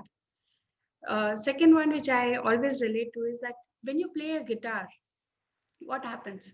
You get your fingers, they get cut. However, the emphasis is more on the tunes, the performance, and how well it is gelled up with the other band people. Because it is very important how inclusive you are, how collaborative you are. It's not only about what you are. So these are certain things which are seen into the corporate leadership. Recently, because of COVID, everyone is aware of that how much youth has lost the job. Recently, I saw the data, not less than 41 lakhs of youth has lost the job in India. And though big corporates, they are working hard. Recently, we got the news about Tata Group. We got the news from Capgemini that they are moving on to the salary hikes. They are moving on to the work. It's like there are certain parameters which tells about the corporate leadership so well. Novartis CEO, Mr. Vas Narasimha, he started up with a concept called choice with responsibility, which states that further in future, if you want to opt for a continuous work from home, that's not a problem. It's your choice, but you have to take it with the responsibility. So that kind of leadership is now being seen into the people, that how well they are giving that zone to their employees so that they can blossom well. Servant leadership. So many names we can talk about: Nelson Mandela, Mother Teresa, Mahatma Gandhi. These are the all well-known names over there. I would like to quote my current boss example over here. The one with whom I'm working, Mr. Ram Jaladurgam. It's a pure servant leadership. We take sessions. I'm into learning and development. So we take sessions together. So it's never felt like that I am taking a session with my boss. It's always a kind of the colleague feeling which we get. And that kind of freedom is there to explore, to give those your insights. Decision-making abilities are given, and also about how you can establish yourself. So that leadership is it. Third point which I want to share is the crisis management. There's a famous case of Johnson & Johnson, and it is being taken into Harvard Business Review also. So they talked about the Tylenol capsules and how the whole recall was done. How they had to establish again was based upon the integrity. Now, corporate leadership is all about the integrity, the trust. How do you develop that trust? Amazia, because lot of employees, lot of people are looking towards you. It's like if I want to connect it, it's like a big garden where each and everyone has its own place, and there are different kind of settings are there. Management is sitting on beyond you. then also, how are you moving forward and how are you taking your team forward into it with all the limitations that you are having? So risk taking, calculated risk are taken so that they can handle the team and they can handle the management scenarios also. If we talk about the transparency part, Infosys is one of the example there. Infosys also started into a room as it was mentioned earlier, that these corporates, they also started as Mr. O.P. Singh he was talking about. He has experienced the ocean strategy also, blue ocean strategy also, and he has experienced the red ocean strategy also. So the corporates who have been established now big, how were they made big? Because they have established themselves. Earlier, there was a blue ocean strategy, as Dr. Ghazala was also talking about. So now it's very, now all these things, if I have to talk about certain examples over here, IBM is one of the example. When blogging was not there, then still the business blogging, they started this idea. They gave that freedom to their employees that they can start writing, they can start talking, and they introduced around 320,000 employees. They started the company blogs there. IBM leadership drafted a corporate blogging policy that encouraged employees to be themselves, speak in the first person, and respect their co-workers. The result was what? A marketing bonanza for IBM, and their company blogs are they are the most trusted blogs, and their business started developing high.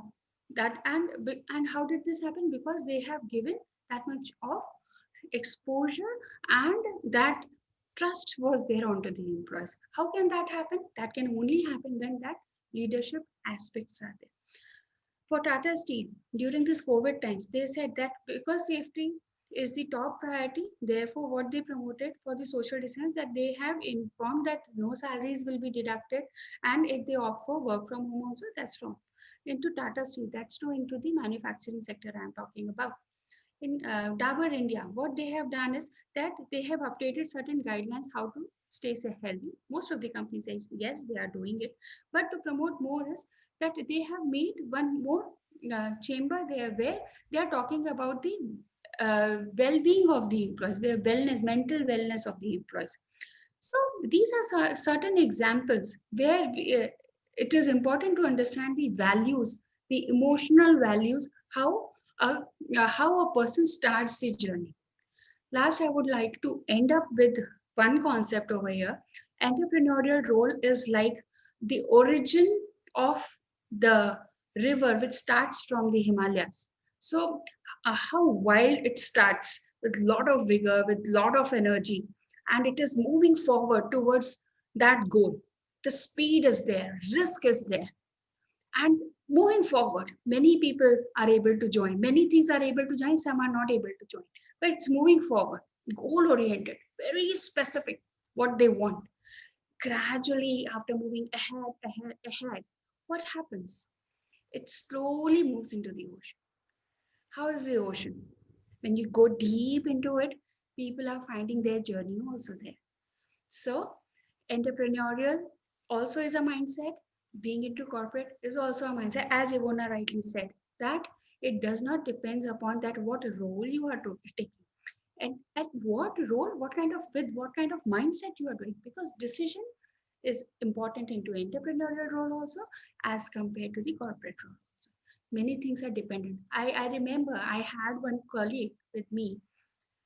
So he said, I was into army, Gauri, and only thing which was important at that point was my decision making ability. With my half a second late decision, I could have lost my 500 jawans. That kind of decision making ability is also required. So yes, calculative risk is also required, decision making is required. So it's a kind of blend of the mindset. How do you want to take it forward? So to all these students who are listening to us, you need to understand what kind of role you want to get into, because if you want to get into an entrepreneurial role, if you think about that, I can do certain startups, something good, very nice. Focus is very important. Take job for the part of your livelihood. Do not expect much then from the job, because your priorities are different. But if you want to excel more into your jobs, focus on those things. What kind of focus questions are you having? It's really very important. Focus on your priorities. Set your why and then choose. Set your purpose. As Simon Sinek's concept is there of golden circle. Don't go with what you want. Think about why you want. First talk about why you want, then move to how, and then move to what. We generally starts, what do I want? How will I get it?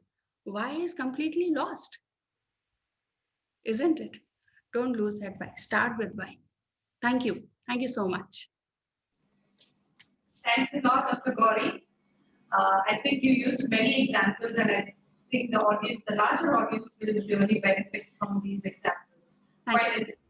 Thanks a lot. Thank you.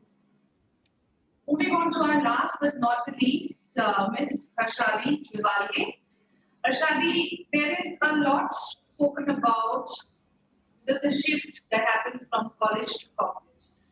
Today, I would like you to talk about the big shift, which is college to entrepreneurship, because that has been your journey. You are the director of Explorology Private Limited, Sri Lanka. Yes. Can you please throw some light on what a person needs to be prepared with? A couple of things which is required to become an entrepreneur from college. Yes, I think you can hear me, right? So, can hear me, right? You are audible. You can. Okay. You are audible. Yeah, thank you. So thank you, Mr. Johnson and Kruti. So yes, as you explained, Kruti, it's a very challenging topic. Big shift from college to entrepreneurship is actually it's a very unique path people can choose for their career. So starting a business after college is very challenging. With that, before I start my question answers and all to the questions, according to the Research Organization of Economic Cooperation and Development, OECD, number of degree holders worldwide will be by 2030 it will reach up to 300 million. So you can understand with that 300 million, how many entrepreneurs will born. So that's the question. To become a graduate student, we are doing a lot of researches. So with that researches, how the outcome, what is the productivity and efficiency? So that will make the entrepreneur actually from there.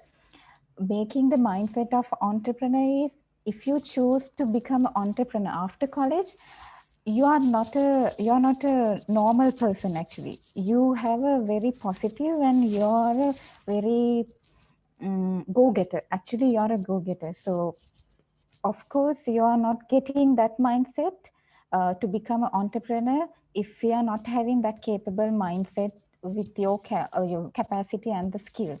So you are a chosen person by God to give that much of capacity and the brain.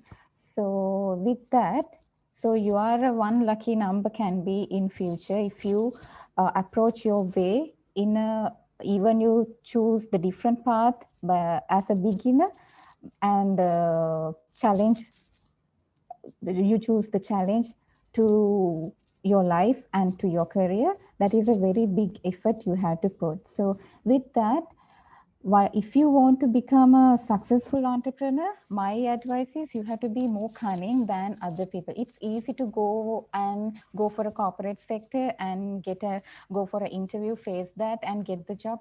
I'm not telling that is very easy path and can do anybody, but become an entrepreneur, it's more challenging than getting a job. So that's what I mean.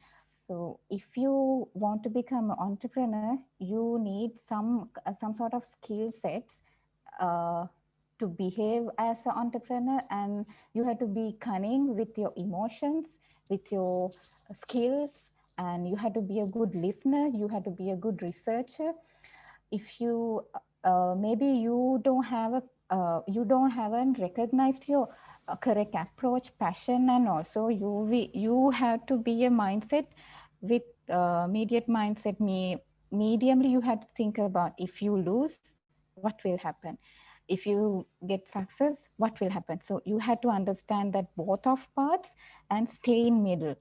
So follow your passion, as everybody talked about that. Passion is very important in this journey. And with your graduate degree, you are doing researches. So as same as you have to do research about the market. When we are doing researches, we are finding a gap which is in market, and we are approaching that market, and we are building the research through by that. So that's the same approach. You have to go with that. That's the beginning of that. So once you approach that correctly, the research gap, if you identify what is the market opportunity, what you can gain by now, and that's the way I can make things and produce things, and those are the products I'm going to innovatively put to the market. So I can't say that you can be monopoly by one night. That is impossible. But if you can find some kind of area which you can be in monopoly in the market, you're a lucky person actually. So it is a bit difficult, but most of the time, if you are an entrepreneur, you have to face for the market competition. So that is must. So if you are ready to compete with others, then you are the entrepreneur, successful entrepreneur. So learn from inside. As I said, you have to be more cunning. If you have this feeling after my college life, I'm entering to the entrepreneur, please don't tell this to anybody, because people will take you like a joke or something. So you will get all the negative feelings. So that's what I really wanted to tell, even for your family members, for relations, or your friends. Don't tell that, but you have that inner feeling what you want to go. If you are trusting somebody, and if you, as you said, as everybody said, we have mentors. We are getting advices from elder people, and always our professors, our teachers, and everybody. So go get advices, but have your dream in your side, and don't expose everything what you're going to do. Don't tell your idea. So work with your idea silently until you're coming for a stage with a stable mindset and stable business. You have to stay silent mode. That is some kind of a trick what you can use if you're actually coming from out of college to become an entrepreneur. So stay silent. According to me, when I'm e-commerce platforms are not much famous on that ages, like 2010. 10 years before, actually, I was doing my industrial training or something. I remember I got my first credit card from HSBC. I was running through my phone and all web portals and all. I saw AliExpress. So they have a lot of cheap stuff, good stuff, but very cheap, but can't get here. Those jewelries and all the small gadgets and all not available in Sri Lanka. So what I did is, from my credit card, I bought that stuff up to rupees 1,000, Sri Lankan rupees 1,000, 2,000, up to now, up like that. So with that, I made a small social media platform with Facebook and all. I started to sell that. I just wanted to, I have another income only with that. But while I'm doing that, I'm gaining profit. So that's my first experience of becoming, earning money and earning profit, investing something and earning something. So if I invested 1,000, I made out of it 5,000. I have earned out of that 1,000. So it was a great pleasure to me. You should have that feeling actually. Earning a profit is even how much we told about earn something for you, you won't get that feeling until you're experiencing that. So you should get that feeling. Once you get that taste and the feeling inside of you, you will go the correct approach actually. So other one is find mentor who can guide you properly and approach you properly, rather than giving negative thoughts on your dreams, your passionates, and your ideas and all, your innovatives and all. Some people are dragging you down. Of course, you are dragging you down. That's why I'm telling you, don't tell that to anyone, at your family, even your mother, father, they will drag you down. They will tell you, go and find a job. Your age is this much and you're having this much thing. But after 30, after 40, only you have to come to this stream. They will definitely tell like that. So don't get more demotivated like that. So that's why I'm telling, don't be cunning and don't tell that idea until you are coming for a certain level. So might I'm wrong also, but that's how I was success with my journey. And until my first company opening, I didn't tell that for anyone. Even no one knows about that. Even my mother doesn't know I'm going to open a new office. So likewise, that's how I did. It was very surprising for others, and it is like I'm going to avoid unnecessary problems. That's what I did, and develop great communication skills with the channels you're making and the people around you. And you have to gain a lot of people contacts and all. So you have to have PR skills to build that, all the connections and vendors and all. So with that, and the cultivate grit. Like if you are an entrepreneur, you have to stay ready and be ready. You have to work 24/7. It is not like a job, 8 hours, 9 hours job, and you can go home and rest, you can sleep anytime. It is not like that. If you want that comfortable zone, you are not matching for the entrepreneurship. So you have to work 24/7. With my company, if I have a software problem or bug problem reported by a customer, I can't sleep until I'm getting a solution for that customer. So that's the mindset. Even you're eating with your company, even you're drinking with your company, even you go out, you have the company mindset in your mind always. That's the entrepreneur. So if you want to go with that uncomfortable feeling, it is very, very uncomfortable. But when you are used to that, and when that will become your life, and that become your passion and all, that enthusiastic mindset will be definitely in you. So that's what another important point. And understanding the failure is part of the process is other part. Because if you don't have the mindset you developed inside of you, you will definitely collapse. Because normally, as I think, I can't remember the source, as I read, 50% of SME companies, small business, will fail on 5th year. Like the 5th year, according to Bureau of Labor, I think, labor statistic, as I remember. Because why it is getting failed? They are thinking like, once they earn the profit and all, now I'm stable. So they are going to buy their own things. They will buy houses, they will buy cars, and all the unnecessary stuff. And they want to maintain the status as a director, CEO, the founder. So, and the capital what we earn, and we have to keep the capital, and we have to grow with break-even points and everything. You have to be little bit understanding about the finance and the statistics. So don't go, once you earn the profit, don't go to invest that everything for your own things. Then you will definitely will fail. You have to understand you like a mother of lot of children. Like you have to take care of your employees. You're the owner, you're the founder.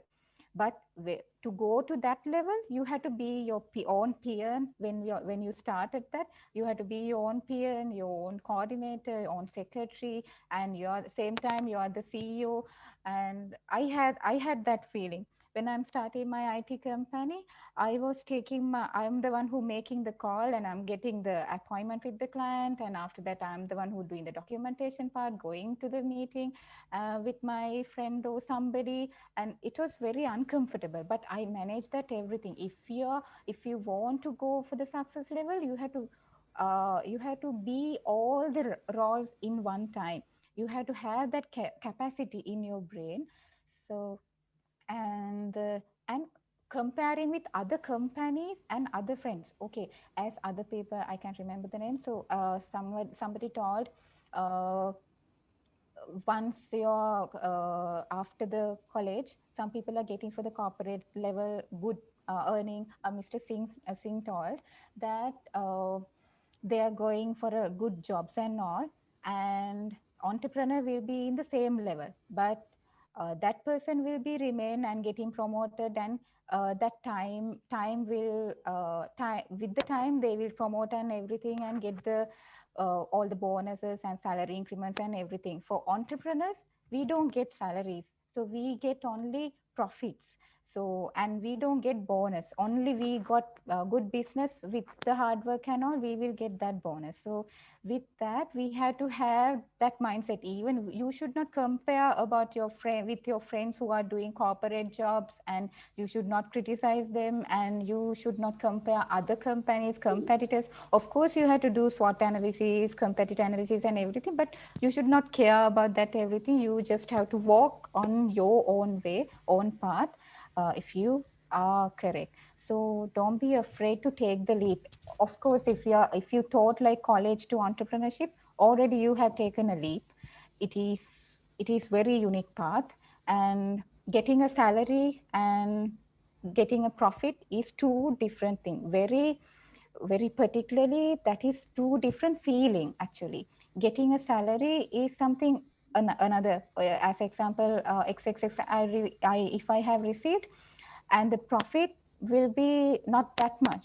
You will get only 2x or something. But with the time being and with the profit and the clients you're gaining and all, with your hard work, you will get more profit. So that mindset and feeling experience is very huge. So you have to have that.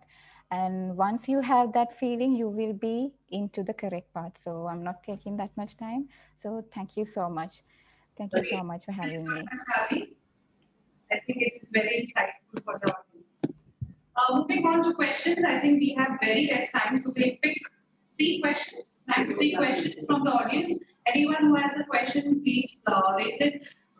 Students from IIM Amritsar and the leadership team from Cadila would request you to post your questions immediately. You can raise your hand and we will unmute you.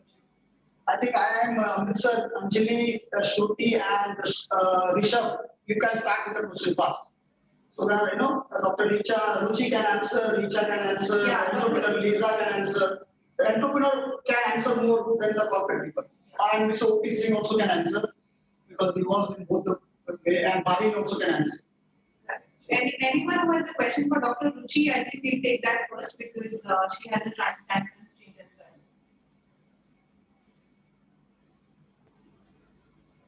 Good afternoon, everyone. I'm Rishabh Jain, and it was such a wonderful experience to listen from all the industry stalwarts, and the learnings were a lot. I learned a lot in the last two hours. My question is to Dr. Ruchi Dana. So, ma'am, I was attending a lecture on advertisement a few days back, and I learned about dopamine, endorphin, and oxytocin. And I was thrilled that how these three hormones can elevate our mood, and it is just like the external motivation, very short-lived. When we are exposed to it, we are motivated. So my question is, how in this world, today's world where we are bombarded with information, we can develop an intrinsic motivation that is persistent and sustainable? Yeah, that's an excellent question, Rishabh. Thank you so much for asking that. In fact, there's a concept known as dopamine fasting that's becoming a trend in the Silicon Valley.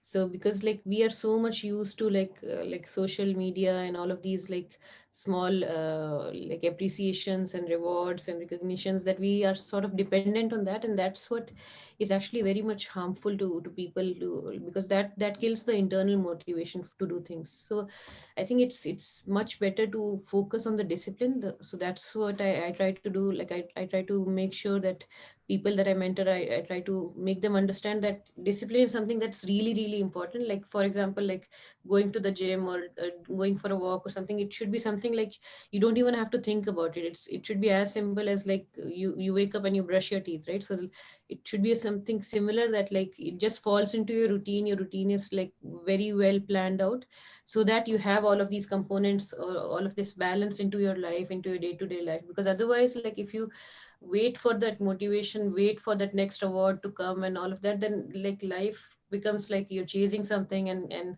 oftentimes you don't get that, and that becomes very disappointing. But I think like if you lead a very disciplined life, that brings about like a lot of like balance in your life, and well, a lot of motivation in terms of like you know that you can see the results, because it's only because of science and hard work that you get to see the results, right? So like if you go to the gym, if you go for a walk, go for a run, you can see like your entire ability to do those exercises is increasing day by day, and you feel happy about it. So I think that's something that's really important, to incorporate all the things into your daily routine, and like have like monthly goals, quarterly goals, yearly goals, and those goals are some things that you set up for yourself. It's not like it's up for somebody else, or like to get an award from somebody else. It's something that you have put in for your own self. And like if you like do some reverse calculation and try to incorporate those things into your routine, you can have like a, for example, if you want to launch a podcast channel or something, you can just pick up a day that on Wednesdays, no matter what, there's no excuse, I should be like doing a podcast on every Wednesday. So if you put it up like that, like then it's non-negotiable, you have to do it. So I think that's the best way to think about things, because otherwise like there's social media, there's so many distractions, and even otherwise like people are so busy that like it's difficult to put in like one more component into your life. So I think like planning it out in a very systematic manner, having a calendar and booking it up and booking up the time slots for each and everything, I think like that's actually the best way to go about it. So there's a book by Neer that says things about this, and he has a calendar on his website as well. And I think like it's for students at least, it would be a good idea to actually look at the calendar, block out times, make up a proper routine and work towards it, because like otherwise like you don't even know like where your time is gone over the weekend, or days and days would pass away and you'd be like waiting for the lockdown to get over, things like that. But like if you have a proper calendar, a proper routine, a proper discipline, and then I think like with the small like things that you achieve, you'll definitely get motivated, and the discipline would take you for the longer run. Thank you. Thank you. Thanks for the question, Rishabh, and very well answered, Dr. Ruchi. I think it was bang on. Need of the hour now for everyone. Moving on to the next question, Anjali, Shruti, do you have any questions? Yes, ma'am. I want to ask a question. So, hello everyone. My name is Anjali Radwal from IIM Amritsar. So, my question is to Mr. Mahidwar Sisodia. Hello, sir. It was really insightful having you with us here. So, my question is it is often perceived that having an employee with an entrepreneurial mind, it is often perceived that they have a mindset of having their own businesses eventually, means they desire to have their own business, or they often perceived as they are distracted or dissatisfied with the corporate culture. Yes. So I just wanted to ask that if this is the real scenario, or how far the corporate leaders are looking for an entrepreneurial mindset. So that is my question. Yeah, no, hi, indeed, very nice question. And I would try to answer as much honestly possible. So what we are probably, you are looking at this particular aspect is from very narrow window. I think number of speakers have covered it very well when they said that whenever we are talking about entrepreneurs or their success or their journey, it has been accumulation of the hard work done by all professionals, the corporate workers. And most of them have worked with entrepreneur zeal and passion. So probably, we might get carried away by listening certain stories or certain, anecdotes from here and there, wherein we, certain people have done certain work which was not ethical. So whereas what I believe is, for some reasons, if somebody decide to go for entrepreneurship after a few years of corporate life, it's perfectly okay, as long as it's done in an ethical way. It's done in a way which is based on the experience and learning, not by stealing certain intellectual property rights or certain secrets of the organizations. So you ask very valid question, but the answer would be again that without entrepreneur employees or the corporate professionals, there will be not many entrepreneurs who will be growing and reaching from one stage to another. So probably what we see as corporate today, they are of different sizes and they evolved over a period of time. That would be my answer. Thanks a lot, sir. Thank you, Mr. Mahidwar. I think it's the perfect answer. There has to be a connection between your action and the intent. The intent could be to grow, but then it cannot lead to an action which is unacceptable. Thank you for highlighting that. Any other question? Yes, ma'am, I would like to ask. Yeah. Okay. My question is directed towards Richa, ma'am. Hello, ma'am. So my question was, initially when a person starts with their entrepreneurship venture, they are pretty much handling everything. But after a certain point of time, they are essentially, I read this somewhere, that they're essentially focused towards making their balance sheet lucrative, or, getting fundings for their company.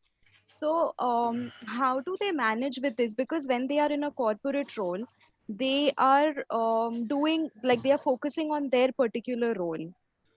So when you're in an entrepreneurship setup, you have to look at the fundings as well, and somehow the main tasks end up getting sidelined. So how does one focus on that?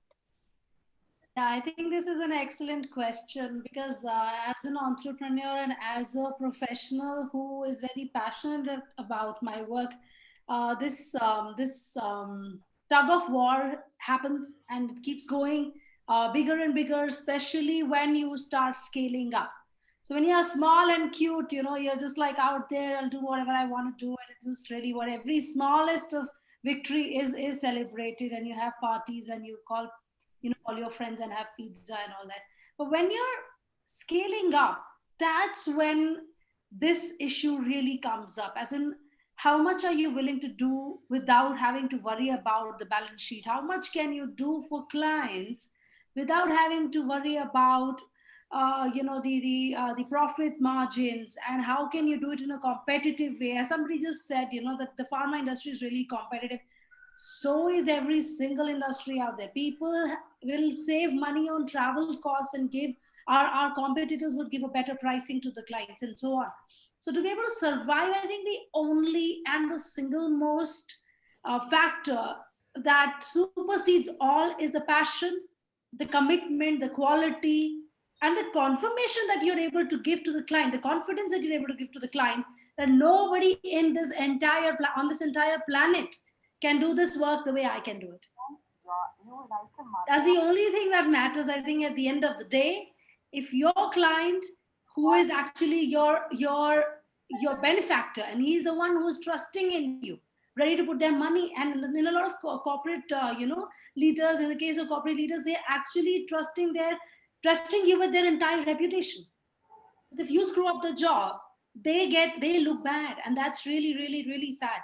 So for us as entrepreneurs, I think it's always the passion, the commitment, the dedication, and the value that we bring to the table is why we are chosen out of all the people in the competitive line.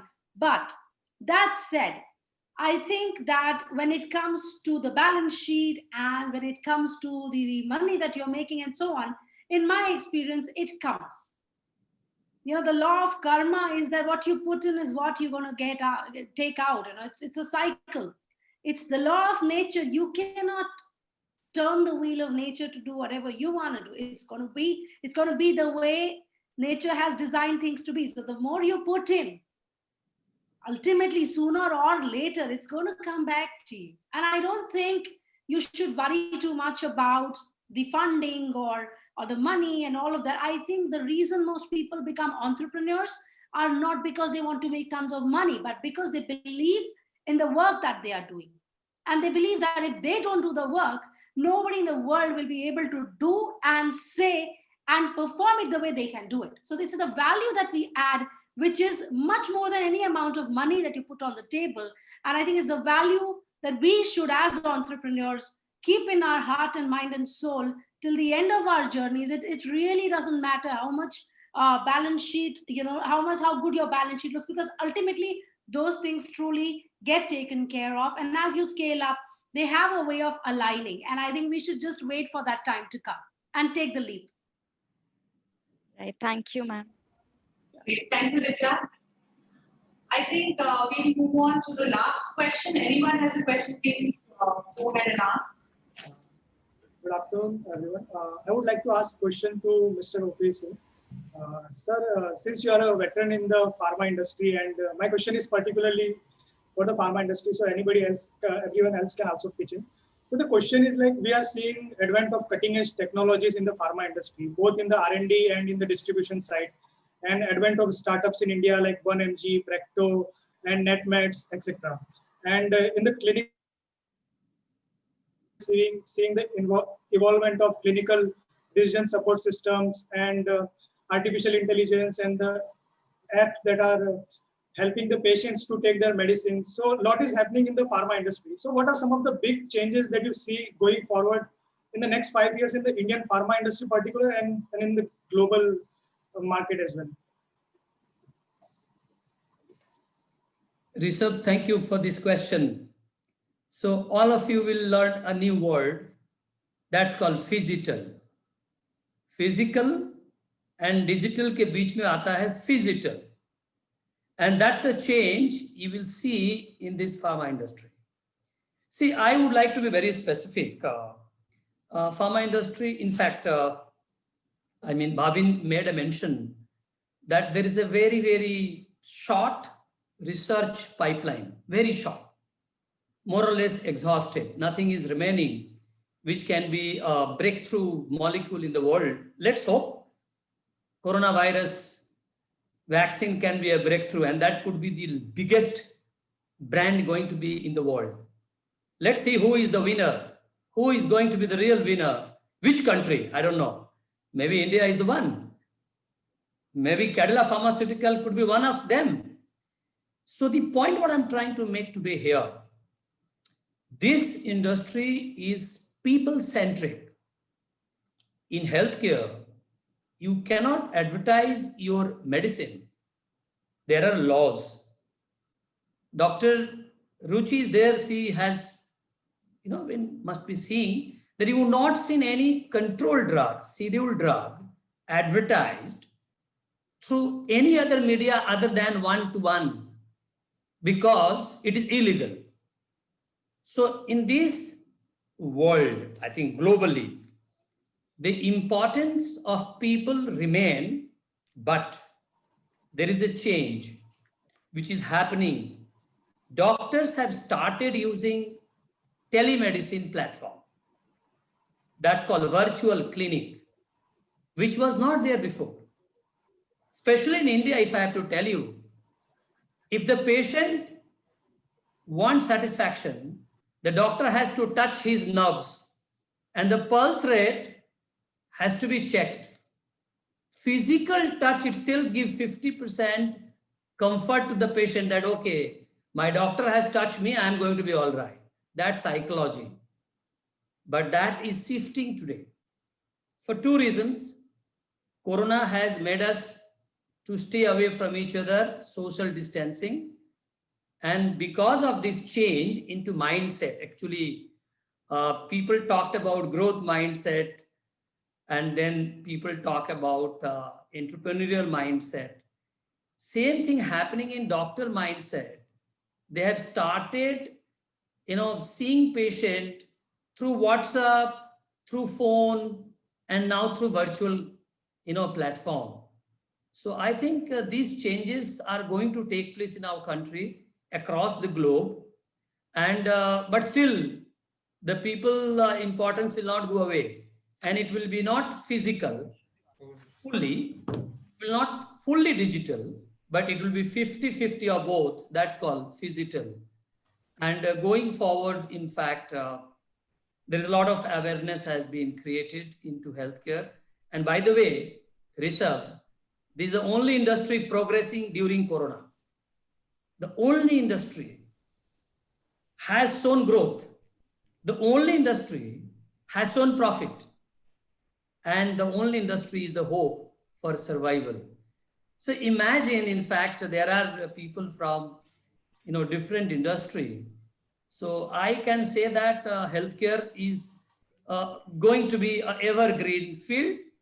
So for all of you youngsters, I am graduates, think of focusing into healthcare because health is going to remain throughout the, life.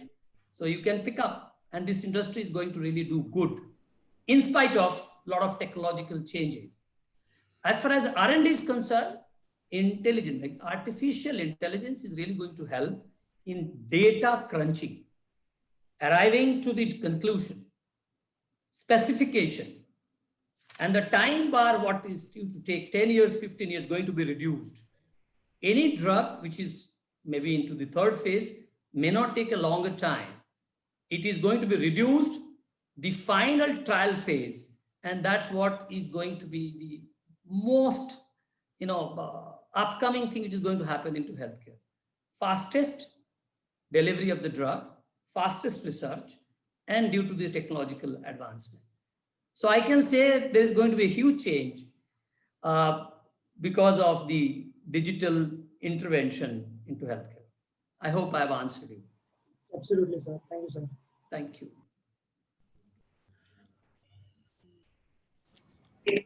Thank you, Mr. O.P. Singh. I think you introduced Phygital to us very well. Thanks for those introductions to new terminology. Everyone has benefited by that. Moving on, we will have just 2 more questions. I think the interaction is shaping up really well. People are interested to ask more questions. I think because of all IIMs coming across, they have been sending a chat. So I think Rishabh will ask one question. Rishabh, you have one question and then I hear. And we have Shruti also. I do have a question. Yeah, Shruti. Oh, Anjali also. Okay, I think. Yeah, Anjali, you can go ahead. So I want to ask Ms. Ivona. Hello, ma'am. So, ma'am, as you already said, that mentor is really important. And I feel corporate leaders as a mentor is really very important in life. And you also said that entrepreneurial mind having have a little distraction, so we should keep them engaged with the corporate culture. So I just wanted to know that what kind of ways we can provide the entrepreneurial mindset so that we can engage them more. So basically, first of all, if you're looking at having, I believe you're thinking of being entrepreneur in future, or you are doing it something now, or maybe you know someone. To be honest, it's not about only connecting with the corporate road, but it's more about learning from it. As many of our the esteemed speakers, they already mentioned that it is very important to believe in yourselves, and having a mentorship, it is providing you that level of confidence, because you have someone to go to. So whether it's in the corporate world or not. Is that what you're looking for? Just as an answer. Yes, ma'am, absolutely. Yes. So basically, I chose to be in a corporate because I love interacting with people, and even though in entrepreneurship you will have that probably even more,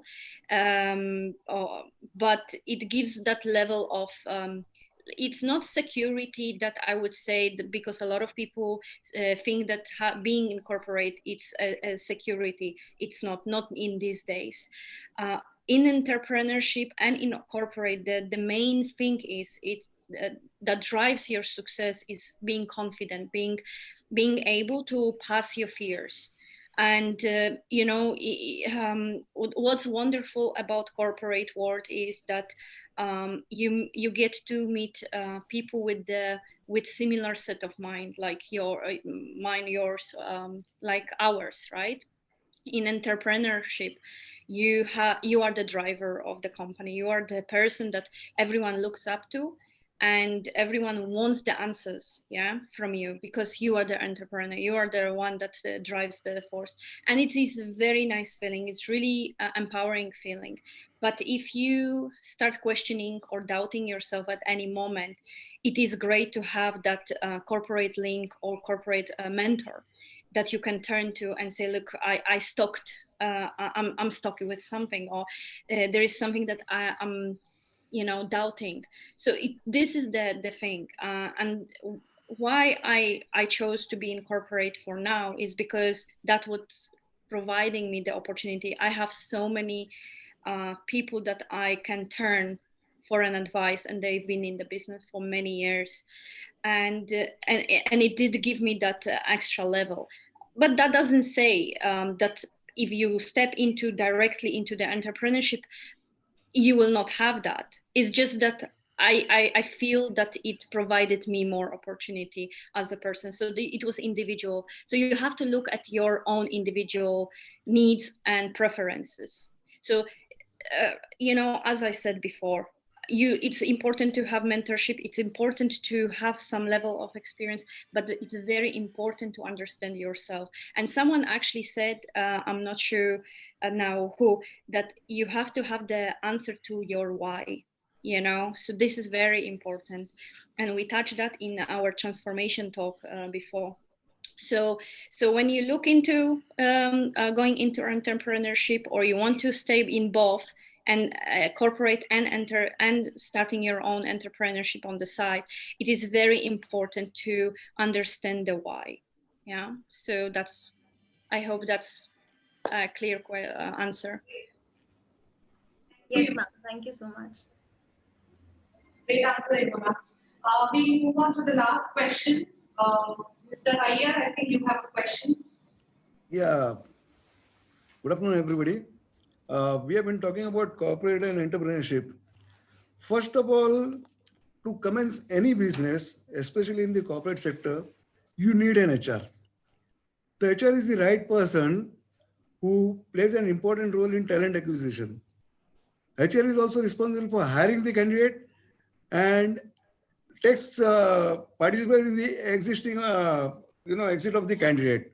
But at the same time, HR plays an important role. Like Dr. Ruchi said, motivation doesn't last for a long time. I may disagree with her, because our HR led by Mr. Johnson, hats off to him, he's awesome, always rocking. And I'm telling you, we can barge into his cabinet at any given point of time. We can share our problems, whether it is financial problems, whether it is a problem related to work, anything. And he gives us solutions. He's called a 1-minute manager in our organization. So all of us has been talking about corporates and entrepreneurs, but nobody has spoken about HR. So without HR, a corporate cannot exist. Like, I'm telling you very honestly, the HR is the first bone, or they play an important role in the existence of any organization, because they get the best of the resources and they ensure that such resources last for a long time. Especially when HR is here for a long time, he knows the requirements and the needs of the organization. Like Mr. Johnson is here for the last 15 years. So he knows all the seniors, he knows what their demands and what is the need. Accordingly, he will supply the necessary resources so that the business continues and the corporate start making profit. Number one. Number two, as far as entrepreneurship is concerned, it is basically a family business. Suppose if the father is only, carrying on the business and there is no other range to carry on the business, it will definitely come to an end. There is no doubt about it. In case of partnership, we have seen a lot of partnerships getting broken. There is a difference of opinion among both the partners and they say goodbye to each other. As far as I'll ask Dr. Ghazal Khan, she was talking about red and blue ocean. So I think red ocean relates to corporate, because when there is a red ocean, the corporate fails miserably in developing that product, promoting that product, and incurring a loss. But that corporate will never change the product, will never change the lifestyle. They will keep on continue to promoting their product. But in case of entrepreneurship, they will immediately switch on to other product where there is no competition. They can sell at a lower price and they might be called as night fly operators. So I would like to ask Dr. Ghazal Khan whether the red ocean pertains to corporates or it pertains to the entrepreneurs also. I think Dr. Ghazala Khan has left because she has some meeting. So okay. We will do 3 questions now. The first question on HR, I think Mr. O.P. Singh sir will answer, because he is the best HR of the country, of the pharma industry. Second question, I will say Dr. Ruchi Dana to answer. And that's it. No, sir, that makes a combination of your answer. Because I think first O.P. Singh sir and then Dr. Ruchi. Thank you, Johnson. HR is telling me to talk HR, imagine. Anyway, thank you, Johnson, for giving me this opportunity. I personally feel that each corporate leader themselves, they are the good HR manager. It has to have within them that HR instinct. And I think some of my very able, competent speakers spoke about empathy is something which really drives you. And I personally feel that selection of people for a very specific role, naturally it is the business who understand the technicalities. So HR comes there to understand the behavior, the family background, the culture, from which the guy has really come. It's like marrying, two person, right? Yes. And I personally feel HR plays the role of Pandit very clearly. See that उनकी 16 गुण मिलते हैं कि नहीं, 16 गुण in Hindi we say, अगर 16 गुण मिल गए, तो that relationship going to last longer. अगर उसमें गुण सिर्फ 8 है, then there is going to be separation, 100%. So their HR plays this role of a Pandit to see to it. I'm sorry, I'm using a little Hindi word because this is a global forum and I'm promoting Hindi, I'm sorry.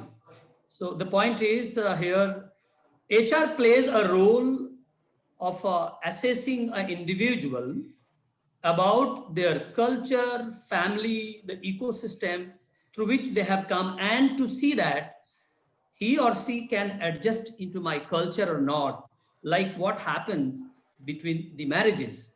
When two people come together and decided to live together, it has to have the similarity of behavior, liking, disliking, dress sense, food habits, and many.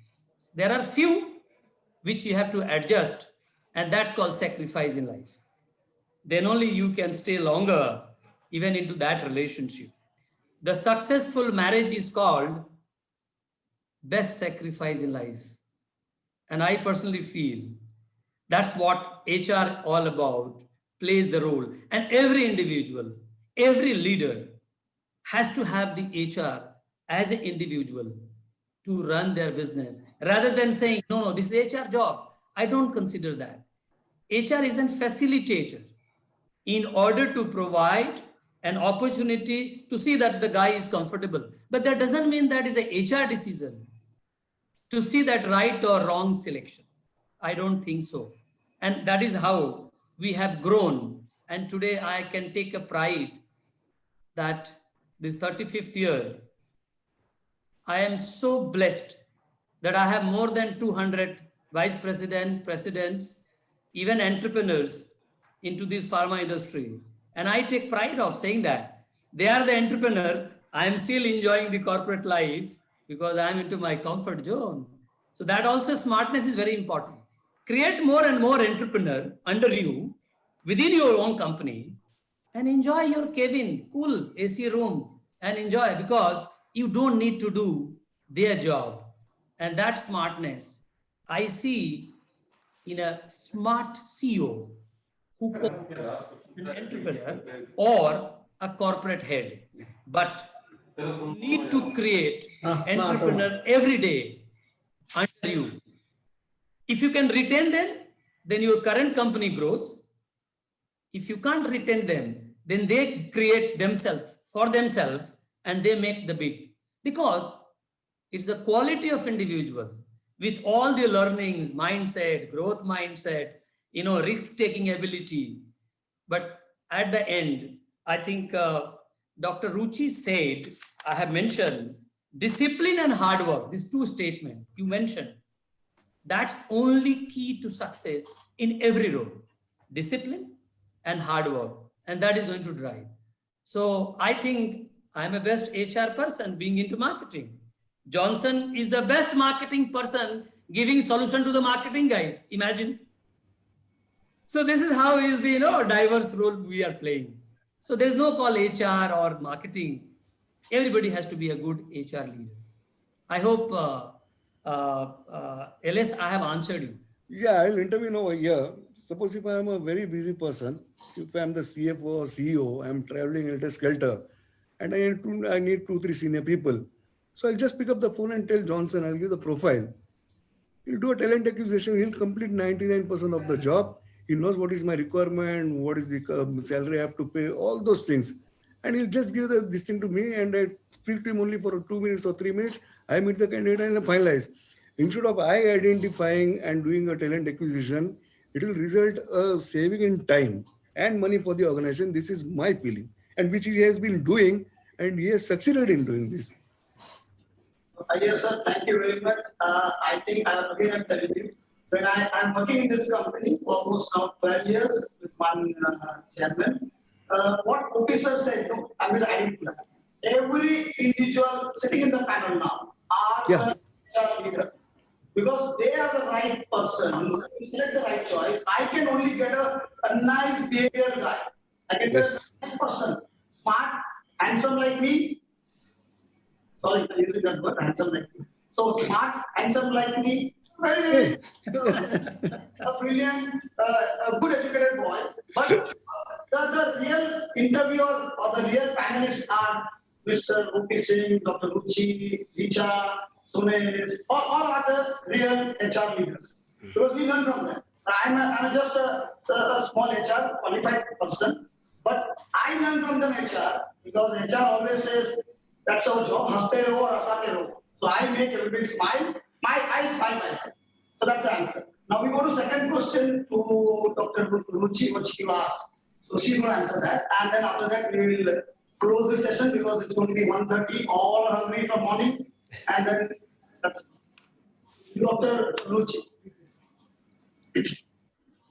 Yeah, thank you so much, Mr. Iyer. Just adding on to Mr. O.P. Singh's point about HR and leadership, I would like to add that and I know the previous speakers also spoke about finding your why. I think that's really important, not just in entrepreneurship, but even in the corporate world.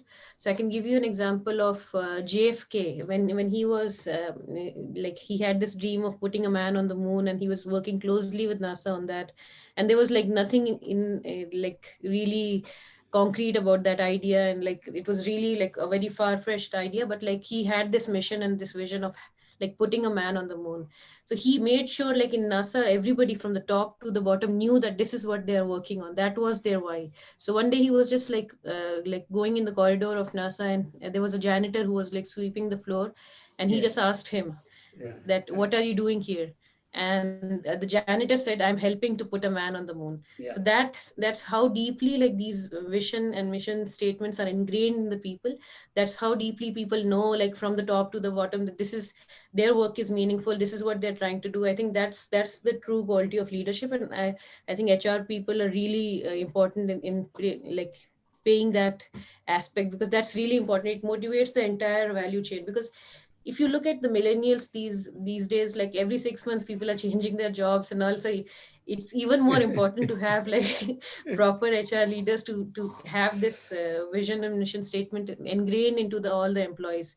And recently, I was reading about UK's policy, so they have changed speaking a little bit about ESG, so they changed their policies to have employee advisory panels, employee on the board of directors, and then non-executive directors as well, because it's really important to have the inputs of the employees as well, because otherwise in terms of corporate governance, you can make decisions at the top, but if you're not involved in getting the root cause of the problems and understanding what went wrong at the factory floor or anywhere, then you're not able to actually make proper decisions. So I think that's a good step that a lot of countries are trying to take.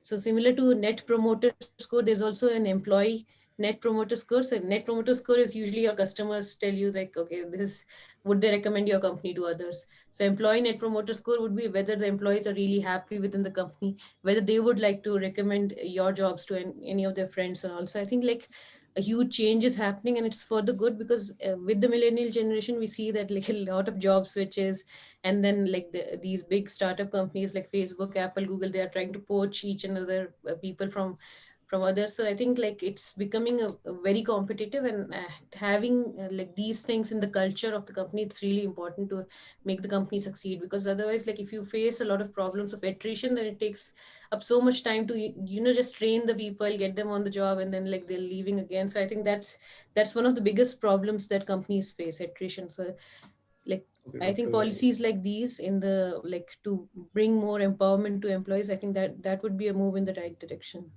Dr. Ruchi, I'll only take 2 minutes finally. Yeah. Okay, you had mentioned that motivation doesn't last for a long time. And you said that Yeah. innovation and creativity continues. Okay, number 2, whenever anybody approaches me to join Cadila, my tendency is that, okay, I'll talk to the HR. You take these email address, you mail your CV to the HR. Yeah. Number 2, HR always conduct seminars and conferences to motivate the people at regular intervals. Not only they hire the people and then send it to the particular department to discharge their duties. No, they contribute full time, and I've seen in Cadila what they have done. Full time, I'm telling you. Last 1 week also we are having this training session, all this session on Zoom. Earlier we used to have physical attendance, you know. So that is also the HR is not only appointing people and giving it, you know, just serving in a hotel. Thali mein khana diya nahi. Aisa nahi hai. Secondly, you said that motivation doesn't last for a long time. Can you just explain in detail about this? Yeah, sure. So the first point about HR, I completely agree with that, because like it's a big point of like being an HR person is also to build the culture of the company, and that's how it becomes even more important to have like employees work in the company, they're satisfied, having the net promoter score and all of that. About motivation, I would like to say is that like what happens is like if you don't have a personal board or somebody to support you at all times, that what happens, like you might wake up motivated one day, you might go to the gym, you might like but like you face resistance at each and every step of the journey that you take. And if you don't see the results right away, then like what happens is like people get back to the bad habits and all of that. So it becomes like a vicious cycle, and they get like, sometimes there's also a lot of focus on mental health these days. What happens is like if you get into that like vicious cycle of like going into like bad thoughts and having those thoughts in and around your mind, you need somebody else to come up and motivate you. But like what I was trying to say is like if you have like some sort of discipline and a proper structure in your life, then you know that you have to wake up, you have to go to the gym, you have to go for a walk. And these are things that actually give you like the kind of hormones that Rishabh was talking about, that it actually motivates you even further. And these are like you don't need to depend on like social media or the dopamine rush of any other like substances to get into that field. So what I was trying to say is like to have this sort of motivation every day, it's really important to have like a disciplined program and just wake up and do that thing, that this is something that it's non-negotiable, I just have to do it. Because these are things that would like use the hormones and make you in a much more like healthier person in a much more systematic way. And you don't get overwhelmed with the kind of work that you have to do day to day, because like otherwise like things can get piled up. You'll just wait for the deadline and then start working on that just a day or a night before the deadline. Then things become very hectic, and as been seen especially in the millennial generation, that like a lot of people are actually struggling with mental health. And one way to overcome this is like to have a very disciplined approach, so that you can just like have like blocks of time in your calendar scheduled out for various things, and that would be the factor that you wake up in the morning and you have to do this. Otherwise, like oftentimes people just especially in these times of crisis, like people tend to like overthink about things, and then like they don't have a reason to wake up in the morning, and that actually becomes in a much more deeper vicious circle. Thank you. Thank you, Dr. Ruchi. I think we have one question from Rishabh for Bhavin Bhatt. We'll pick up that, and Mr. Amit Guruchi also has some questions. After that, Thank you, ma'am. Thank you, ma'am, for giving this opportunity again, despite the paucity of time. My question is for Mr. Bhavin Bhatt. Sir, like you did your MBA and now you're an entrepreneur. So your journey is particularly very inspirational for me, and I'm sure it will be for a larger audience. My question is regarding decision making. So there are instances in life when the pros and cons of this situation are very equal, and we are very indecisive in that moment. So how do we decide on these moments? And looking back in the year 2016 and 17, when you were thinking of starting your own venture? How did you decide it? And at now, like, what was the perceived risk? Was it equal to the actual risk that you look back now? The risk that you thought that was that time, and now when you look back, what is the difference? Interesting question, Rishabh. So I would like to put it this way. So one thing, I was very fortunate because I'll tell you that entrepreneurship was something I always wanted to get into since the time I got into MBA. I mean, being from a business background, not into pharmaceuticals, into absolutely different entrepreneurial family background, but this is something I always wanted to get into. So that mindset was pretty clear that okay, and the right point of time where I feel I would like to get into. So having said that, when I got into this, see, it's always one idea that drives you. What Dr. Ruchi said, right, about the motivation part, it's that one idea for which you actually get into entrepreneurship, and that motivates you daily, irrespective of what kind of resistance, the crisis, the ups and downs and that you face. But every day morning, the top of the mind is that idea which you have in your mind, which you want to pursue, and that keeps you going for the way forward towards achieving that vision and mission of your organization. So it's very important to have that seed, that one idea, and trust me, everything else happens on its own. I mean, you find out different ways and means to get over crisis. Pandemic was something which was anticipated will hit hard, especially to the young organizations like us. But fortunately, the idea that we had helped us find out solutions to how to get over those set of crises, and the decision making happens accordingly, and that keeps you going.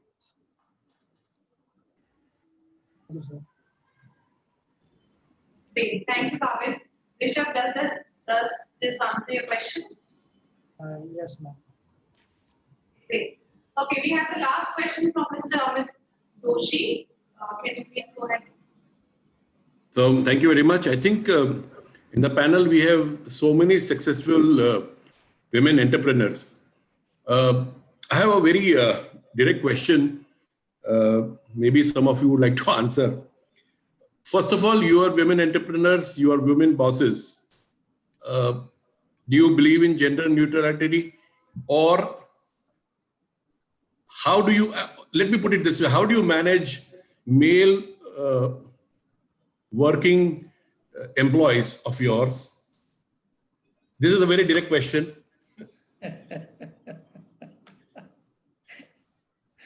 Or do you really promote gender neutrality in your order? So I think Richa, Dr. Ruchi only can answer to this, and or Ashadi. We only entrepreneur. I'm sorry, this is not very good. Internet is not very good. No, but you are audible. Okay. You are audible, very audible. And your question is very, very audible. Very good. So I think Richa can answer, the Dr. Ruchi can answer. Only for ladies to answer. We can't entertain. Thank you. Thank you for this question. Thank you for the opportunity to answer it. I think for me, it doesn't matter male or female.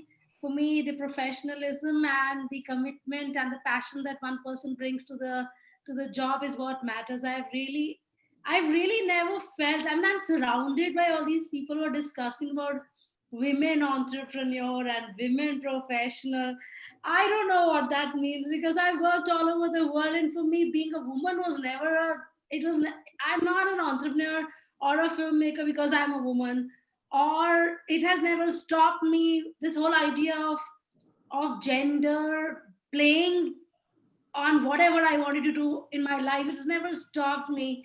I don't know how to, even look at other people that way. So for me, it doesn't matter. I've never ever seen anyone from that perspective. I've definitely had issues with male vendors or staff not wanting to listen to a female boss. That's definitely happened.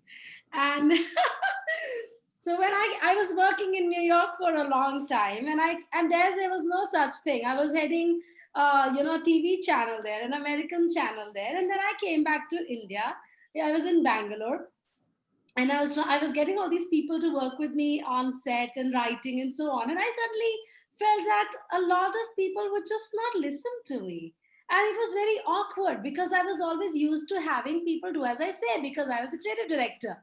But here, nobody wants to listen, and men would just retaliate. They would just really take offense on any creative suggestion, and there'd be ego problems. And I was like, what's going on here?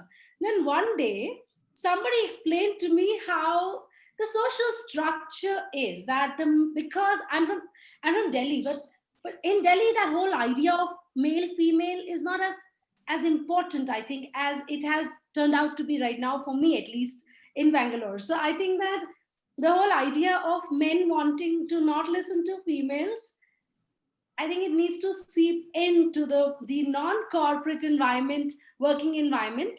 I think in corporates, that's not a problem, but in here, in the film business that I'm in, it's an issue. But I don't see people as that, and I try to treat everyone equal. I think that's all I can say. Dr. Ruchi, do you want to add something? Yeah, I would love to add, like, I haven't as such seen any like differences in terms of like males and females working in the workplace, but one place where I've seen such differences is on the boards. So oftentimes, if you look at corporate boards, there's very little diversity on these boards, and I always try to champion for this cause. I'm lucky to be on several boards myself, but like oftentimes if I get some opportunities, I try to pass it on to other senior women in my circle. I think because one of the factors that I've seen is it's also like a problem that women create for themselves. They are not ready to be on the boards. They sort of feel that there will be a lot of risk, or I don't know, like a reputation risk, or like a lot of work. And oftentimes what happens is like a lot of these networking events that happen where you meet people who sit on boards and all that usually happens in the evenings. And also oftentimes what happens with women is that the moment they finish work, they have to rush to home, and they miss out on those networking opportunities. That definitely creates a gap in terms of like getting proper board positions. But these days, like, I think there's a lot of awareness that's going on that aspect, because I believe like having more women on board is really crucial for any company. Specifically, like if you talk about like consumer product goods, like women are the ones that are making the decisions. Even in almost anything, like women are the ones who are ultimately making the decision in the families, right? Like to purchase any product, or like to go to which doctor, or to buy which medicine as well. So I think like it's really important to represent these women on the boards, on the proper boards, because without that, like you'd be like almost blind to the problems that women face, and like you might not understand what your customer actually wants. So there's a saying that like let's say there's a company that's creating dog food, but would the dog actually eat the dog food? Like only if you talk to the customers, you'd understand whether the customer really wants it, right? So it's really important to have women on board. That's one area where I see there's a lot of like awareness that's getting to that, but like still I've seen a lot of people on boards. They come up with excuses that they don't find enough leaders, or they don't find enough capable women to be on these boards. But I think like the next generation that's coming up for women, they're much more capable, and they're much more aware about these board positions. So I think we can see a change in the coming future. So maybe in the new scenario, like Mr. O.P. Singh was mentioning, in the physical world, maybe a different kind of an approach maybe we'll see. Different kind of women, you are saying?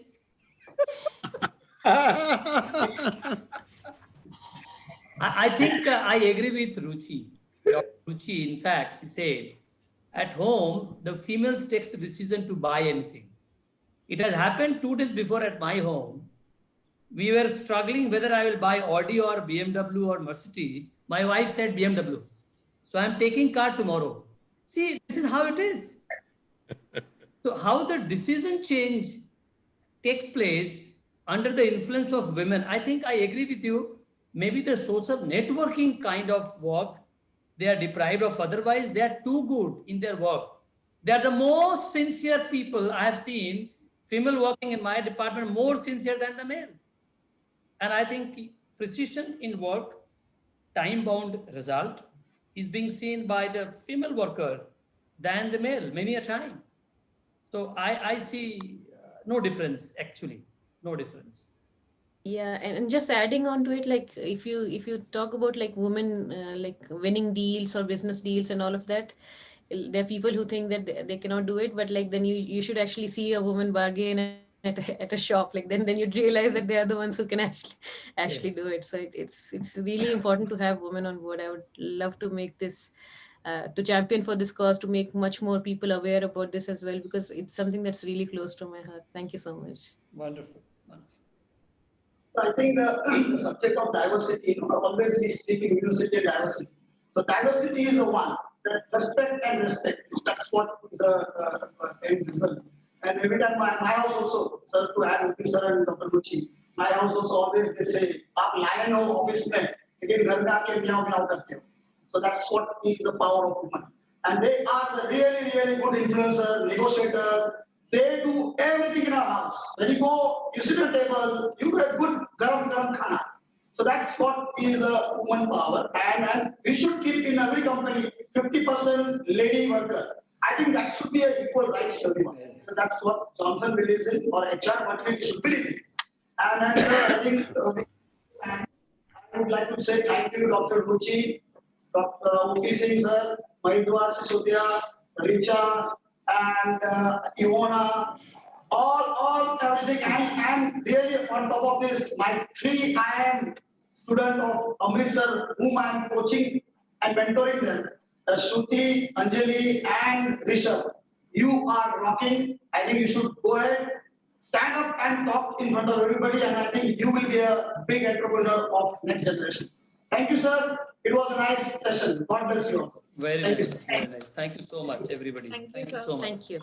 Thank you so much. Thank you. Thank you so much. Thank you, Johnson. Thank you, everyone. Ian Johnson. Thank you, Thank you everyone. so much. We have thoroughly enjoyed 3 hours, 3 hours. My office today is closed. No what? 3 hours learning. Thank you so much, everyone. Thank you. I've learned a lot. Thank you, so much. Johnson. Thank you. And we should have such sessions in future also Yes. to brush our skills. Yes. It will be organized by Mr. Johnson. Thank you. I know you. Thank you. Thank you, sir. Thank you, everyone.